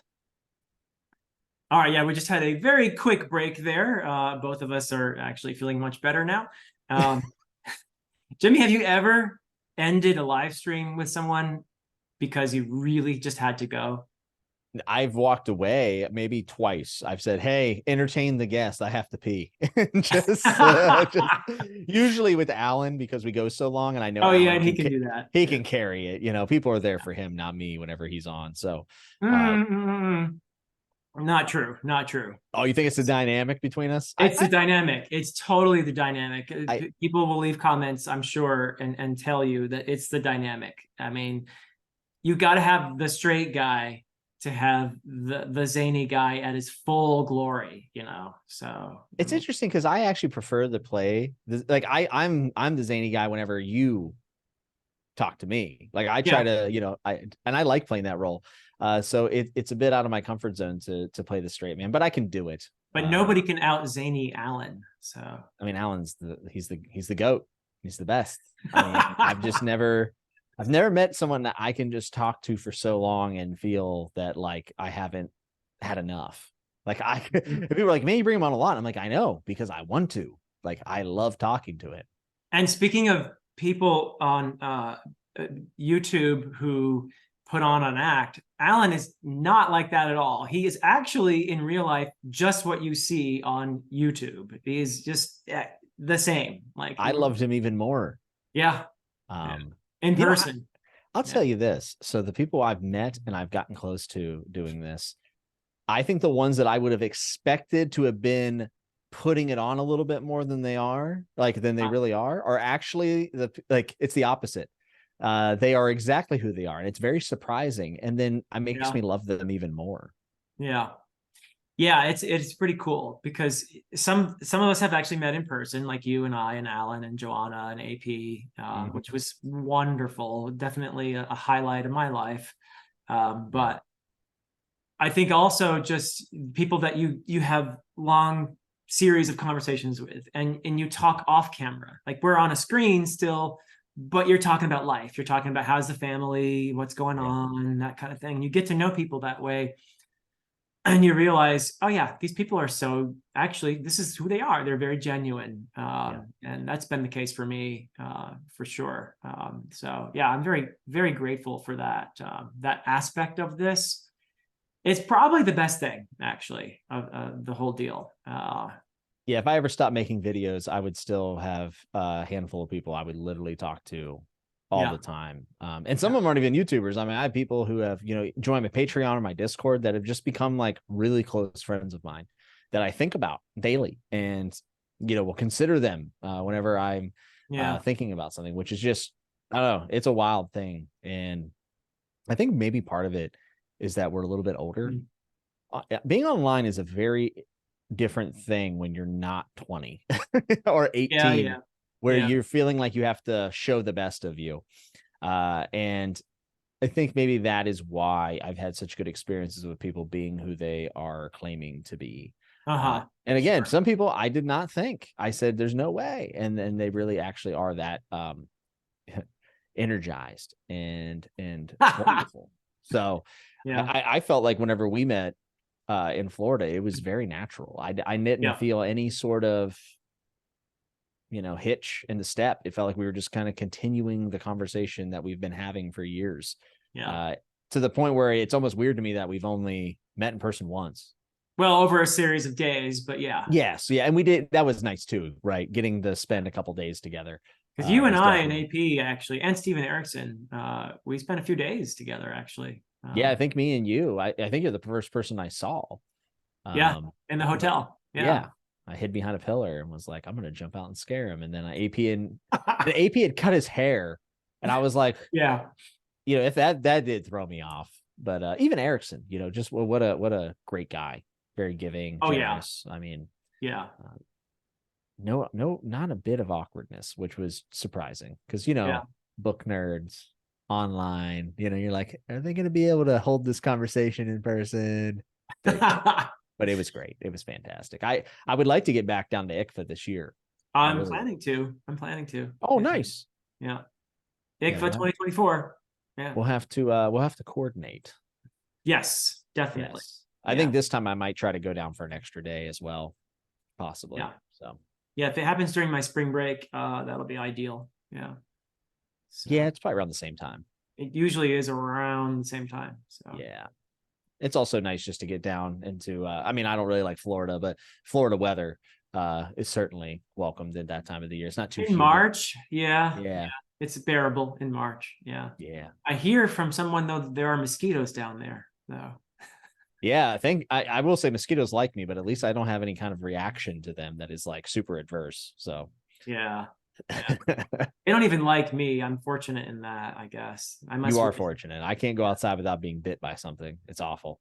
Oh, okay. Yeah. Yeah. Yeah. Well, yeah, that's definitely been the best part of all of this is the friendships and the interactions. You're involved in something that I've never ventured into. Two things actually. One is Discord. I'm on Discord, but I'm barely there. I once in a while dip my toes in. And the other is Patreon. I've never really ventured into that. I never thought seriously about doing one. I just thought, I don't know what I would do with that. And I also feel like I would have an obligation if I did that. So that's a whole level of doing this that I have never quite felt comfortable getting into. I've published books and I want people to buy those. So I guess I'm peddling something, but I don't have a Patreon. So, but the way you talk about it, it sounds like Patreon and Discord have been places that have been important for you in terms of your interactions. Yeah, and you know, my Discord is not public because that is entirely too stressful. That's part of your Patreon then. Yeah, it's part of the Patreon. And it was just something where it was like I had a lot of people who wanted to support what I was doing, and I battled with it a lot because like I didn't know how I felt about it. To this day, I still have moments where I don't know how I feel about it. But the fact of the matter is that people spend a lot of time, you know, checking out stuff that you do, and they want to support it. They want it to keep happening, and they figure maybe it's a way of continuing it. So, it's wonderful, and people are so nice. That's the thing. I just feel like the generosity of people. Do I deserve this? You know, is I guess what I wonder. You know, I am constantly reminded that the world is not all bad, and there are really awesome people, and not just because they're monetarily supporting me. That also comes from YouTube comments and just like really great, you know, spirited discussion with people. But yeah, you know what's weird is that like the Discord is small. I think there might be a little over 100 people in there, and it's like its own little culture, which happens whenever you get a group of people around for a long period of time. Sure. And it's almost separate to the YouTube channel. Like, of course, we talk about YouTube, people share their videos and we discuss it. But I also have everyday kind of conversations in there too with people that has been really beneficial. And I kind of like don't want it to grow because I really like the dynamic. And I've just been so fortunate that the people who have been attracted to that type of thing have been wonderful people of good character. And respectful. You've never had to kick anyone out for being a jerk or something? No, only once. And you know, we won't. I didn't want to embarrass you on your own show. I didn't want to. No. I've been very, very lucky. And I know the more people that are around, the more of a risk that you run of getting someone that isn't going to be a, kind. But I've been very fortunate. So the Discord is great also because that's where I get a lot of the books. Like when people are like, why are you reading that? I'm like, somebody was reading it. Like, for instance, Boy Parts by Eliza Clark is considered hot girl fiction. It's like American Psycho, but with a female in the London art scene. It is fascinating. I think it's amazingly written, very stylized, but I loved it. And people are like, why did you read Boy Parts? And I'm like, because 4 people in my Discord are reading it. Like, there's a lot of channels in there that are active that are not fantasy related at all. A lot of the literary fiction. I've definitely got a big boost for like horror, thriller, crime stuff, stuff that's not American, right? Like hearing more about stuff that maybe was published in Ireland that isn't that popular over here. It's just a great way to connect with people. And I'm so happy. Running a public Discord honestly sounds way too stressful for me because you get people you run the risk, especially when your channel grows. Because I always think about scaling. Like, how do I, if overnight I get 100,000 subs, I don't want to have to rework all this stuff. I would like it to scale into a larger number if that were ever to happen as a safeguard.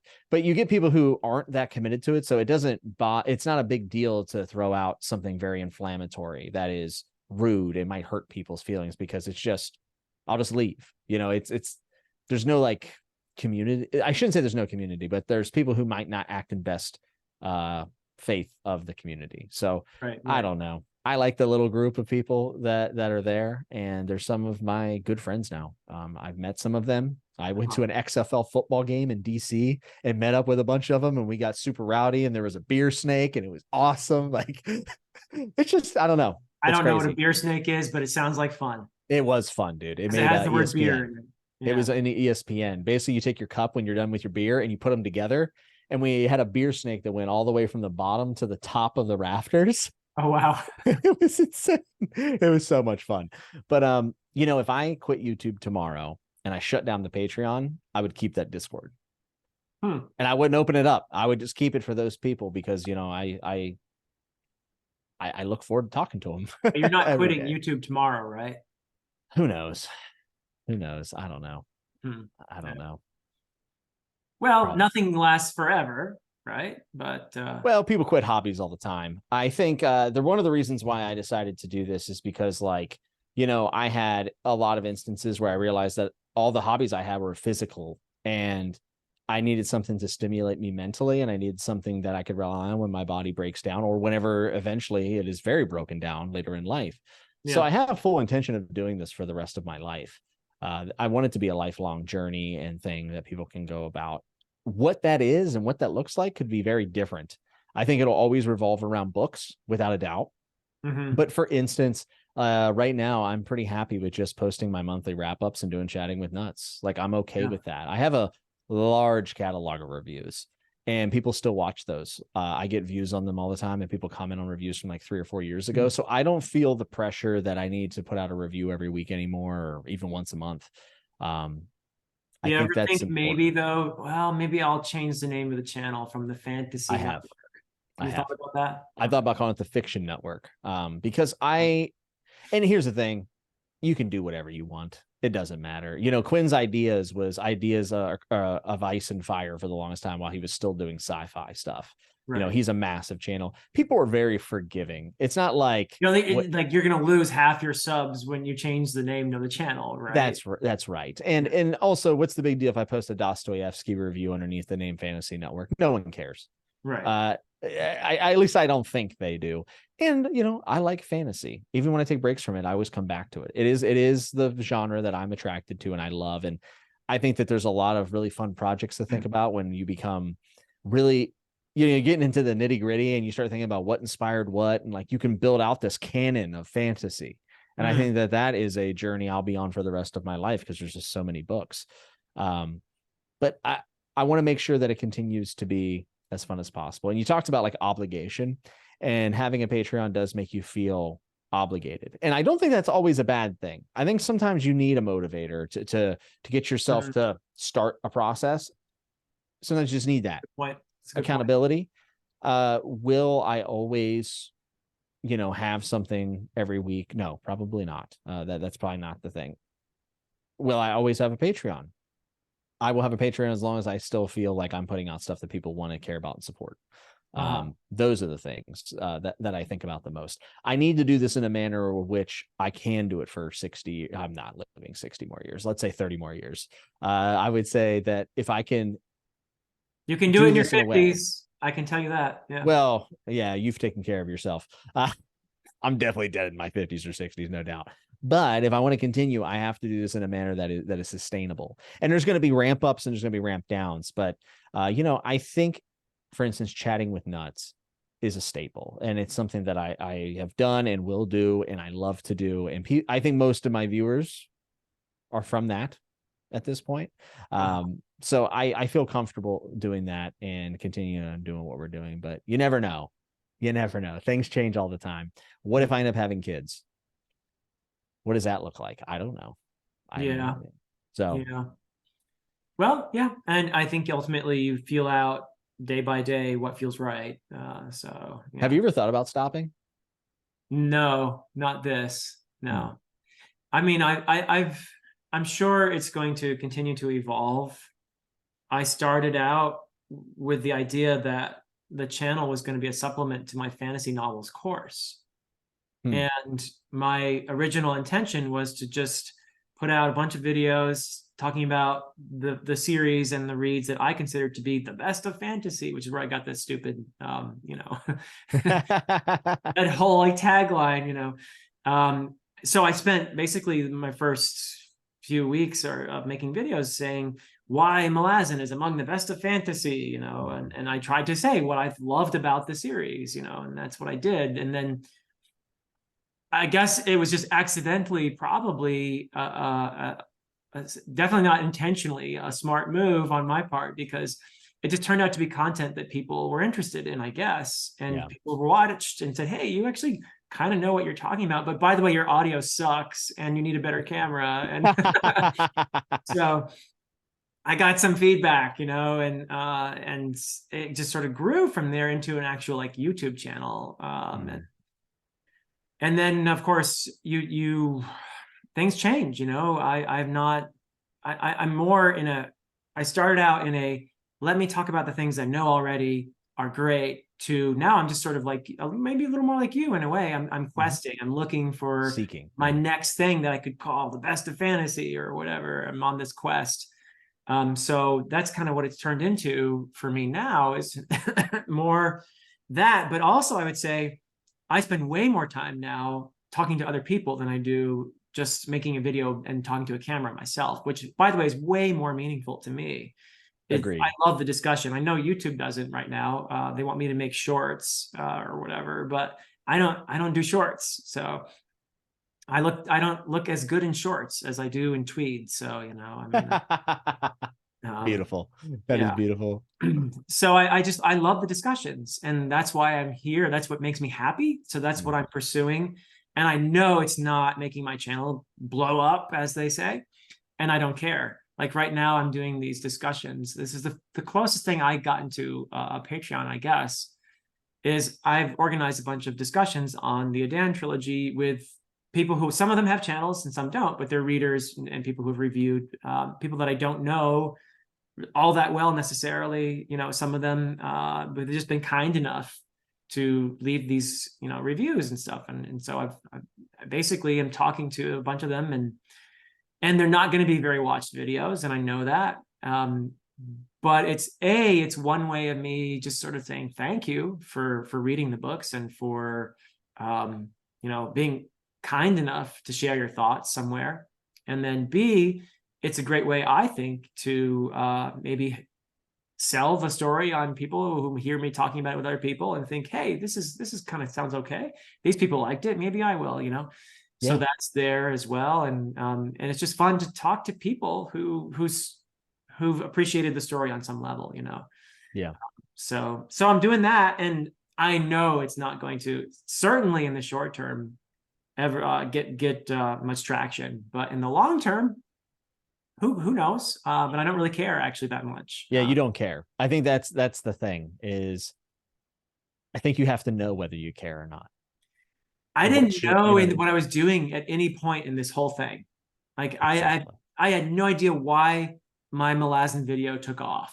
I have no idea why my top 10, video has 250,000 views. I have no idea. Wow.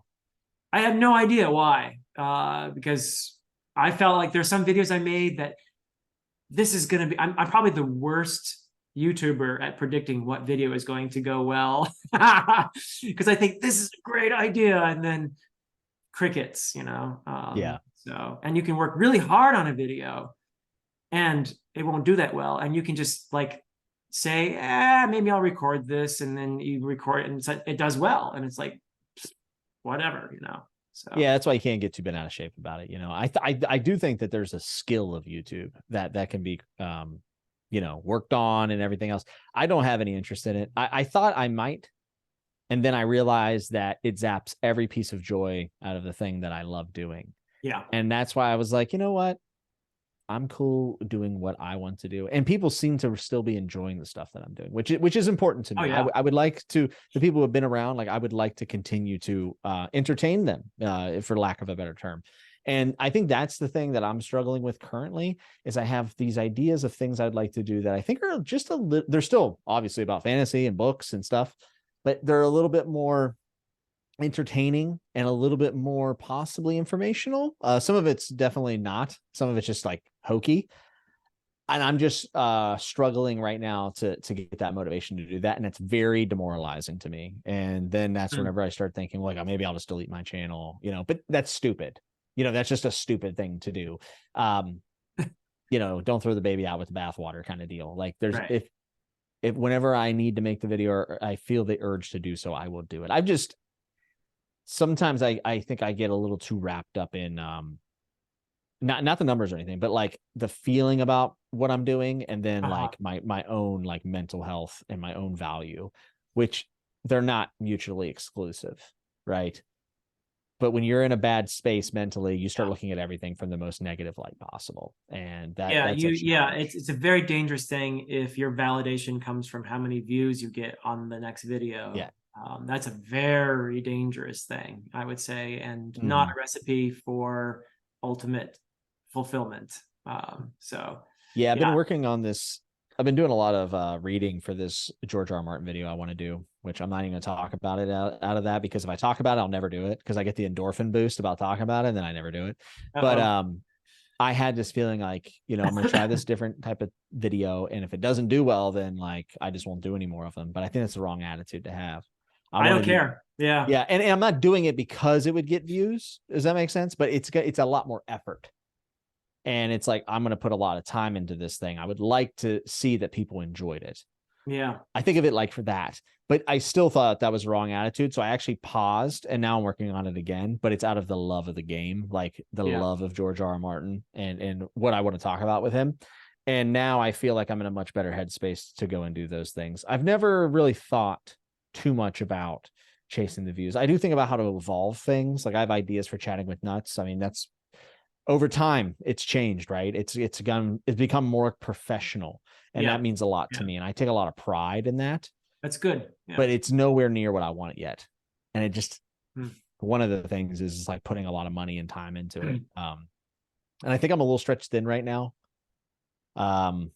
Between Fantasy Network, the Dudes Talking Manga channel, Lost and Roshar podcast, the Bend the Knee podcast, and then all the collaborations, and then doing jiu-jitsu. And I'm also that would be it's like butter over too much bread. Yeah, I think things are going to have to change in 2024. I think it might be time to kind of dial some things back.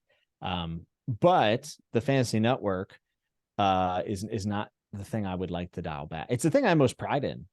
It's the thing. Although isn't your manga channel actually bigger now? Is that right? Oh, it crushes. It is. It's the most. It's funny because I do the videos. I enjoy them. I think I have some compelling things to say, but they're reading vlogs for the most part, and they get anywhere between 20 to 70,000 views. I have one of them is like 150,000 views, but and that's cool. We talked about the success thing. Like if that would be perceived as success, Right, right, right. I don't actually care all that much, man. It's I get funny.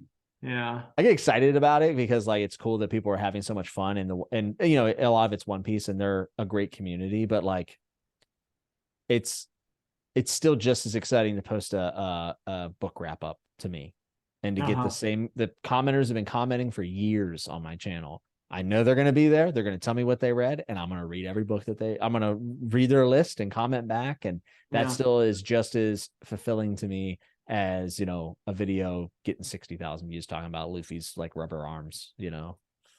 I have this terrible feeling that I've dipped my toe into manga, and I have this terrible feeling that if I tried One Piece, I actually might not like it very much.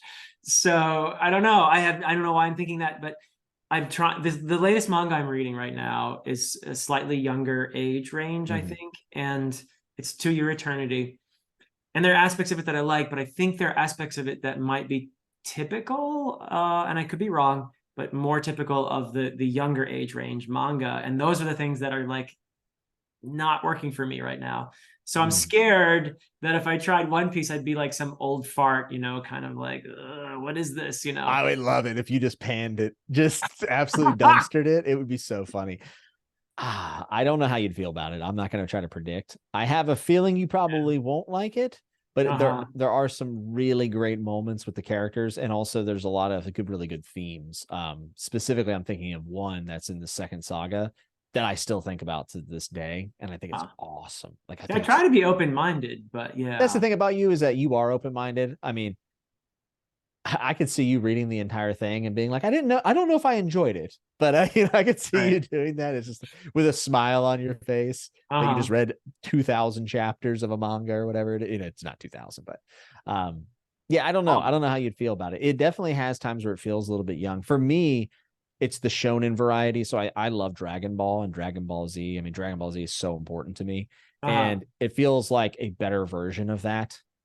It has a lot more stuff about it. It's not as straightforward. And there's some stuff in there that is really heartfelt, very, very heartfelt, very human. And Uh-huh. those are the things that I kind of look for. And also the world building is bar none, like top tier. Like I'd put in the S tier with Malazan, Lord of the Wow. Rings, and the Song of Wow. Ice and Fire. The world building is insane. It's crazy good. Huh. So Interesting. just from a creativity standpoint, it's really good. And also it's very funny. Like there's a lot of stuff I find very funny about it. So it's just Yeah. I feel good when I read it. That'd be the only way I like if I had to put a turn like a statement about it is like when I read One Piece, I feel good. Well, that's important, actually. So, yeah. Yes. For me, it's very important. Oh, I think in general it is. It's a not acknowledged enough, maybe sometimes, how important it is to read just to be entertained, you know? Yeah, So, I yeah. totally agree. Um, it's been cool reading manga and still doing the book stuff, and they inform one another somewhat in some ways. I think that's one of the reasons why people have enjoyed some of my videos in the manga side is because like you and Murphy, like coming to it from like a literary perspective. Yeah, we're not, by the way, we're not getting anywhere close to that view count that you're getting right now Well, on One Piece is extraordinarily popular. Like, yeah, yeah. And so I'm sure that when Murphy does a One Piece video, it gets a ton of yes, views. Yeah. yes. And, Berserk did, that was a video people were really interested in, but I covered 20th Century Boys and I think 200 people watched it. It's varying levels. It's like covering, it's not to the same level, but like comparing something like covering John Gwynn to a Stormlight Archive, right? Stormlight Archive is going to do infinitely better than a John Gwynn video Yeah. most of the time. Yeah. Those Stormlight's nowhere close to One Piece, like levels of popularity. Really? Wow. Oh, One Piece is the Berserk is biggest. one I might actually try. Berserk is one I might try, but I am not even I'm sure. nervous. I'm Really? nervous. Yeah, I don't recommend it to anyone because it's too much. It's something else, man. Well, It really is. I've heard that it's can be very there's a lot of sexual assault, and yeah, so it's a very difficult in that sense. Yeah, the way it is drawn at times, I think, can put people off. I had a friend recently just read through Berserk and got through the Golden Age, which is like what a lot of people consider to be peak Berserk. I disagree personally. I think the later stuff is actually better when he starts going into more fantasy stuff. But they had a big problem with the way some of it was handled, and I think there's conversations to be had about it. The thing gives me pause to criticize it deeply is I know people who have been through very traumatic experiences in their life and that have personally shared with me that it was actually very therapeutic and they appreciated it. And I think that that puts a lot of weight behind that opinion. I think that it is a good time to listen and not just shout people down that, you know, it is voyeuristic or whatever else, you know, people would levy at it. I'm not disagreeing that parts of it don't feel that way. But when someone comes to me that has way more stake in that game or that situation than myself and says, hey, this actually really helped me, I think that that's important. And I think that we should probably think about that. Yeah. So I made it very clear when I covered the series that I was not interested in the edgelordy. There are people who read it because it's gruesome. I have no interest in those conversations. I have no interest in the spectacle of abuse. I have all the intention of discussing it deeply and the implications of that. But, you know, I put that out there and I got a couple people push back on me, you know. Sure. You know, okay, you know, you're such a paragon, self-righteous, whatever, you know. But I think there's a lot of people in the Berserk community that are there to have those conversations because they're important conversations, not because they're spectacles. Okay. Yeah. Yeah. The art is also by the time you get to later stuff, it is as good as Vagabond, in my opinion. Like the art. Really? Some of the panels in Berserk towards the end are some of the most beautiful artwork I've ever seen. Like I would love to have it on my walls. I mean, some of it you couldn't put on your walls, but like even just some of the scenes, oh man, incredible. That's another thing about manga, honestly, is it just gives me appreciation for art. Like the talent that these people have is outstanding. As someone who has none of that, I'm in awe of what people can put together. I mean, even the Vinland Saga, I thought the art in Vinland Saga was incredible at times. Yeah. Oh, yeah, definitely. Yeah, Berserk probably will never be finished, I guess, right? Or no, it is. So Miura, someone else is taking up the story. Okay. Yeah, his assistant / best friend knew the plan and they are executing it. And the new chapters haven't hit America, but they're out and people read them online. And people are extremely positive about them. How far are they from? How far is the story from being completed? I heard someone say that there's really just one last arc. So it's like maybe 75 or 80%. But remember, it has to go through translation and get over here. Right. However, the last chapter Miura penned is perfect. I mean, it is. It's almost like he knew. And I know he didn't. But I cried. It was very emotional. Wow. Dude, that's a tough series, man. I love it. I think that there are faults in it that are big faults for some people and even for myself. Yeah. And it's so hard to recommend. I talked about it with Christopher Rocchio when I had him on Chatting with Nuts, and we both struggled to verbalize about it because it was just, you know, it's very intimate and it's a tough thing to talk about. And I think there's also a fear that people will think certain things about you because you've like, I would never want someone to come over my house and like open up a random page of Berserk. We'll put it that way. Like, please don't open those. Put them on the top shelf where no one can reach them, kind of deal. But I feel a tiny bit like that when it comes to A Song of Ice and Fire too, which is a series that is very important for me, very influential. I've read the first book at least 5 times, maybe more even. Yeah. The others I've read twice, and I love the series. I think George R. R. Martin is immensely talented in so many ways, but then I do feel like there are parts of it, and this is the books I'm talking about. The show is even worse, actually. But there are parts of it that are voyeuristic, where I would have loved to have, you know, had an opportunity to maybe, or I don't know, maybe, I mean, who am I? You know, George R. R. Martin is justly who he is because of his talent, but it just feels like, you know, these scenes, I wish you hadn't quite done it that way, you know. But I don't know if you feel that way at all when it comes to A Song of Ice and Fire. So I think there's a conversation to be had about it. I'll go into what I think about it. George fails to bring out more characterization through his sex scenes, and that's a problem because it is a great opportunity for a man that can craft a character, and I mean, like no one else, in my opinion. And he just didn't take the time to use those scenes to further. For instance, in A Feast for Crows, there's a sex scene with Cersei that at surface level, you go, what a scene. And it is gross. It's kind of gross, maybe a little bit voyeuristic, but it matches Cersei's psyche. And you go, wow, that's some characterization. And then he writes a sex scene with Sam. and it's the same type of language and it's the same type of scene, and you go, there's no difference between these two things. And he failed to characterize through those scenes, and that's my problem with it. Which I have a question for you about this after, but my issue, and the reason why I'm a staunch defender of the books as not being grotesque, is that the show gets mixed in. I mean, I've heard people quote things from the show and say, "Oh, I remember George wrote this. I was furious," and I'm like, "That's not in the books." And people conflate the two, and it is a real happens problem. with Lord of the Rings all the time. All the time. You're 100% right. And people levy insults at George that aren't valid that they saw in the show. The Theon stuff is far worse in the show. It is so much more gratuitous. Sansa is ruined in the show. The show runners have no idea where they go with her arc. Awful. Yeah. George would have never done that. George is actually extraordinarily careful. Because one of the criticism I hear is that, like, there's a lot of sexual abuse in the books, and that royalty would have not suffered that. Like, people wouldn't have just felt that like they were able to do this to a noble house. That doesn't happen in Game of Thrones, the books. That is in the show. The only time you could argue is that Cersei and Robert. But if you think that kind of situation did not happen, it happens today. It still happens today. Of course. You know what I'm saying? I'm talking about her, like, not really wanting to be with him. And, I know. Yeah. There's not really an example. We can point to Daenerys Targaryen and talk about that, but there's a lot of circumstance around this, and that scene is very uncomfortable. I'm not arguing that, but that's someone could point to. Oh, she's a noble. She's not noble in the Dothraki seat.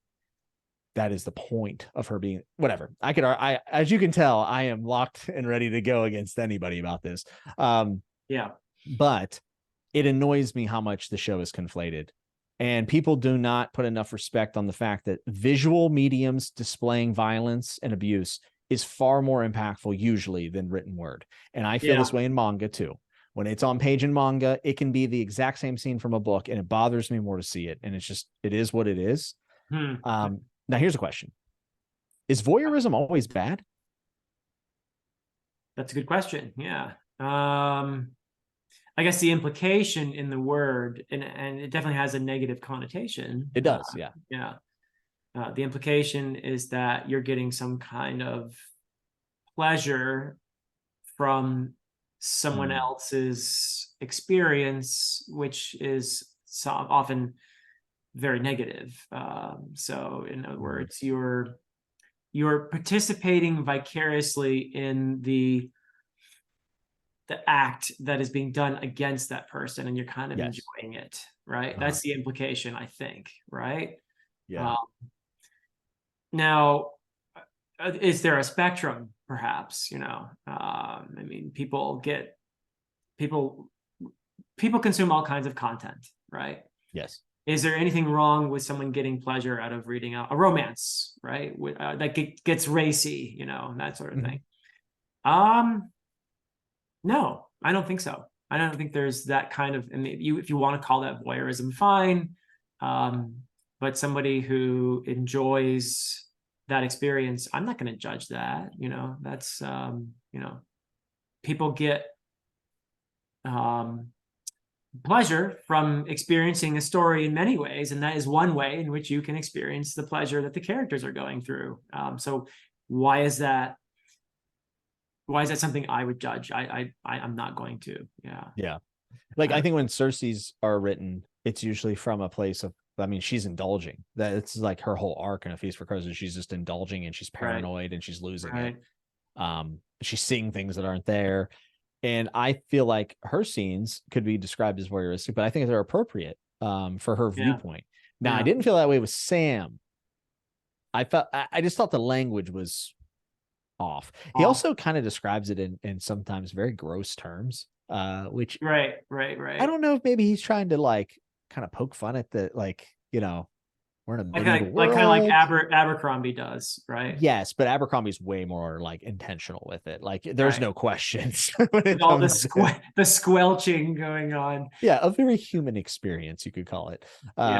So I hear you. I think another, I don't think A Song of Ice and Fire is perfect.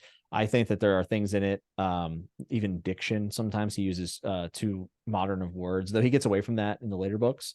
I think that he struggles at first to write kids. I think some of the kid perspectives aren't as good as they could have been. He gets better as it as he goes. Yeah.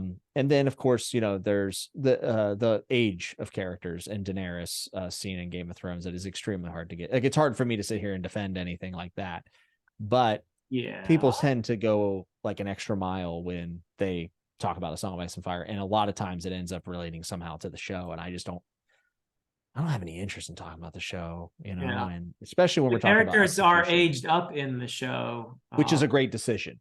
Yeah.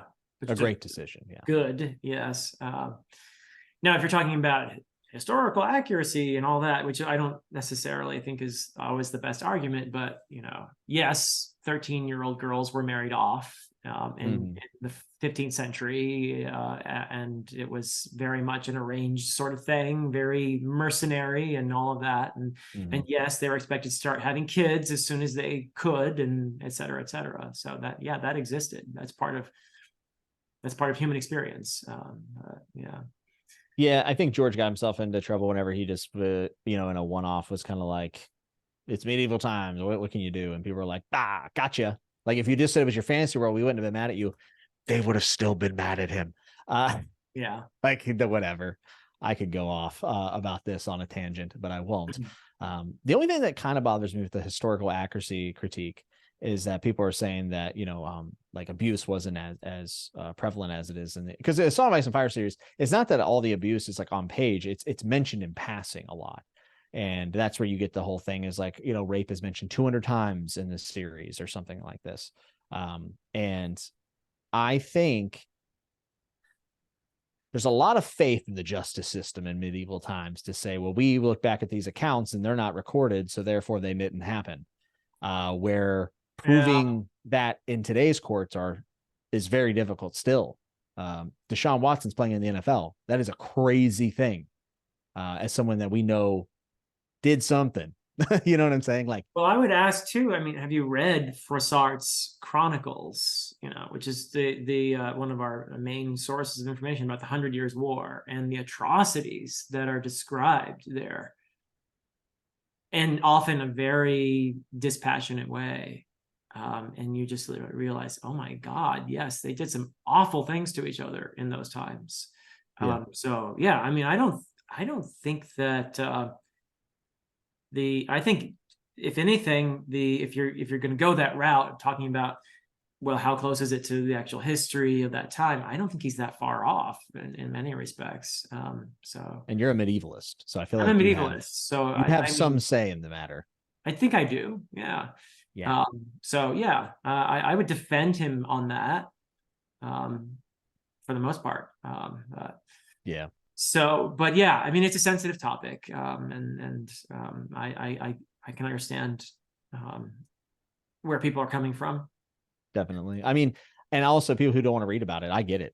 Like, that's fine. I'm all in favor of people not having to be surprised by these things. That's why I've always been okay with content warnings, because like, I just don't see the need to surprise somebody who might actually legitimately have some sort of PTSD or trauma from these things. Sure.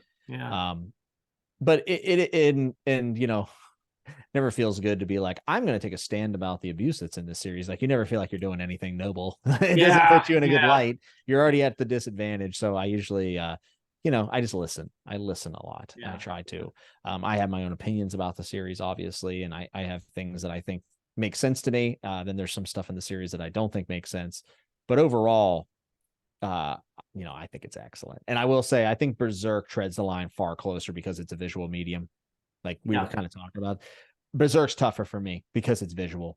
And I'd be very curious to see your thoughts. For sure. I don't know. We'll see. We'll see. I mean, there is a line somewhere, but that line is different for almost every person. In every medium. Yeah. So, well, for George R. R. Martin is to you like J.R.R. Tolkien is for me, I think, in terms of our reading journeys and our inspirations and stuff. And I'm hoping, and I know these videos are not going to be much watched. Our corner of YouTube is not very interested in Tolkien. There's just very little interest in Tolkien content. As far as I've experienced, there are pockets, because there are definitely Tolkien Nerd of the Rings, Men of the West. yeah, they're out there, and they must have a very different audience from mine. Because whenever I've done Tolkien videos, they've done pretty poorly for the most part. I just talked to Tom Shippey, who is like the greatest scholar of Tolkien ever, and a medievalist of stature that's like basically rock star. If you're a medievalist, you know who Tom Shippey is. And I'm not complaining, because people watch what they want to watch, but I was expecting that video to do really, really well, because it's Tom Shippey, but people don't share my enthusiasm, I guess, for this man's accomplishments, or maybe they don't know who he is, and maybe a lot of my audience is a little younger than I am. I don't know, whatever it is, but I think I can. Regardless of how many views it gets, it was one of my favorite conversations I've ever had with one of my heroes. But yeah, I was surprised how few people watched that one. I'm always shocked by how author interviews do not seem to ever be as popular as I think they would be. It's weird, right? I mean, the Erickson one I did, people were I think people were also, it was the first time I'd done it, and people were like excited for me because they knew I loved the series and I was a big fan of Erickson. But I'm always kind of surprised. It doesn't feel like author interviews outside of like a Brandon Sanderson or a Joe Abercrombie or Pierce Brown, like people just don't seem to be. I don't know if the modern reader cares all that much about these things. And one of the reasons why I think your video didn't make it to the people who would love it, like the Nerd of the Rings, is that YouTube is putting you in a bucket of like, okay, you make reading content, like you're a book reader, and now you're in this fantasy thing, and it kind of puts you off to the side. And what I've noticed is the people who read a lot, and that's most of our viewers, right? They read a lot and a lot of different stuff or many series. They don't drill into things. You know what I'm saying? Yeah, that's for sure. I mean, it's a different audience, and a wrap-up video does better than a dedicated review, because that's what they're here for. They're here to see kind of like a lot of things and then pick and choose what they want to read. Whereas if you started a fresh channel tomorrow and you posted the interview, there's a chance it lands into the circle of people who are here for Tolkien content, and then you would see a boost. So I think that's kind of what happened with my Chatting with Nuts. I think I stopped posting as many regular videos, and YouTube said, well, what is this channel now? Oh, it's a podcast channel. And then that's why I'm getting recommended on these podcast things. I don't know why my camera went unfocused. It focused on Bobby B. It's Bobby B. It always happens. He's such a camera hog. Yeah, he really is. There we go.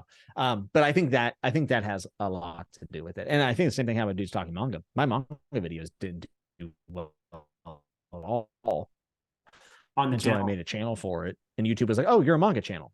Let's put you in the manga scene." You know what I mean? So I think, I don't know how any of this really works. That's my guess. Yeah, it's just, I think with you and Shippy, I think if you had a if you had the right crowd, it would do very well, because I imagine it was a great conversation. Oh, it was one of the best conversations I've had, and I actually sound like I know what I'm talking about for a change, so but yeah, I don't know, you were breaking up a little bit there, but I could hear everything you were saying. So but we seem to be having a slight issue with the internet connection right now. My internet did a little trick on me there. Sorry. Okay. All right. No problem. We can hear you, and you're being frozen in various. Tell me. I'm sorry. Various dashing poses, so that's okay. But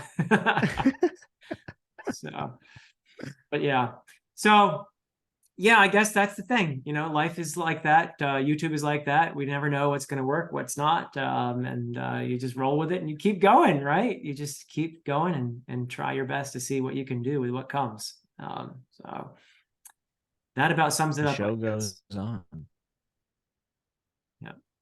Yeah. So I guess the internet is trying to tell us that we probably should wrap this up. But were you trying to say something, Jimmy, there? I'm so sorry. Oh, I'm trying, but Verizon's not having any of it. Yep, no worries. Yeah, I'm gonna take this opportunity then to thank you, and I think you can hear me. So I'm going to thank you for spending your time. I can hear you. Yeah. Oh, cool. Yes. So thank you for spending your Saturday with me. This has been a lot of fun. I really love hanging out with you, my brother, and this is what I'm here for, these conversations. So I really appreciate you, and I appreciate your time. And everybody, if you are not yet subscribed to Jimmy, I can't imagine too many of my subscribers don't know who you are at this point, but go and check out his channel. Chatting with Nuts is the BookTube pub. It is a wonderful, wonderful experience that I would want everybody to feel that level of belonging and camaraderie and fellowship. So thank you, Jimmy, for being you.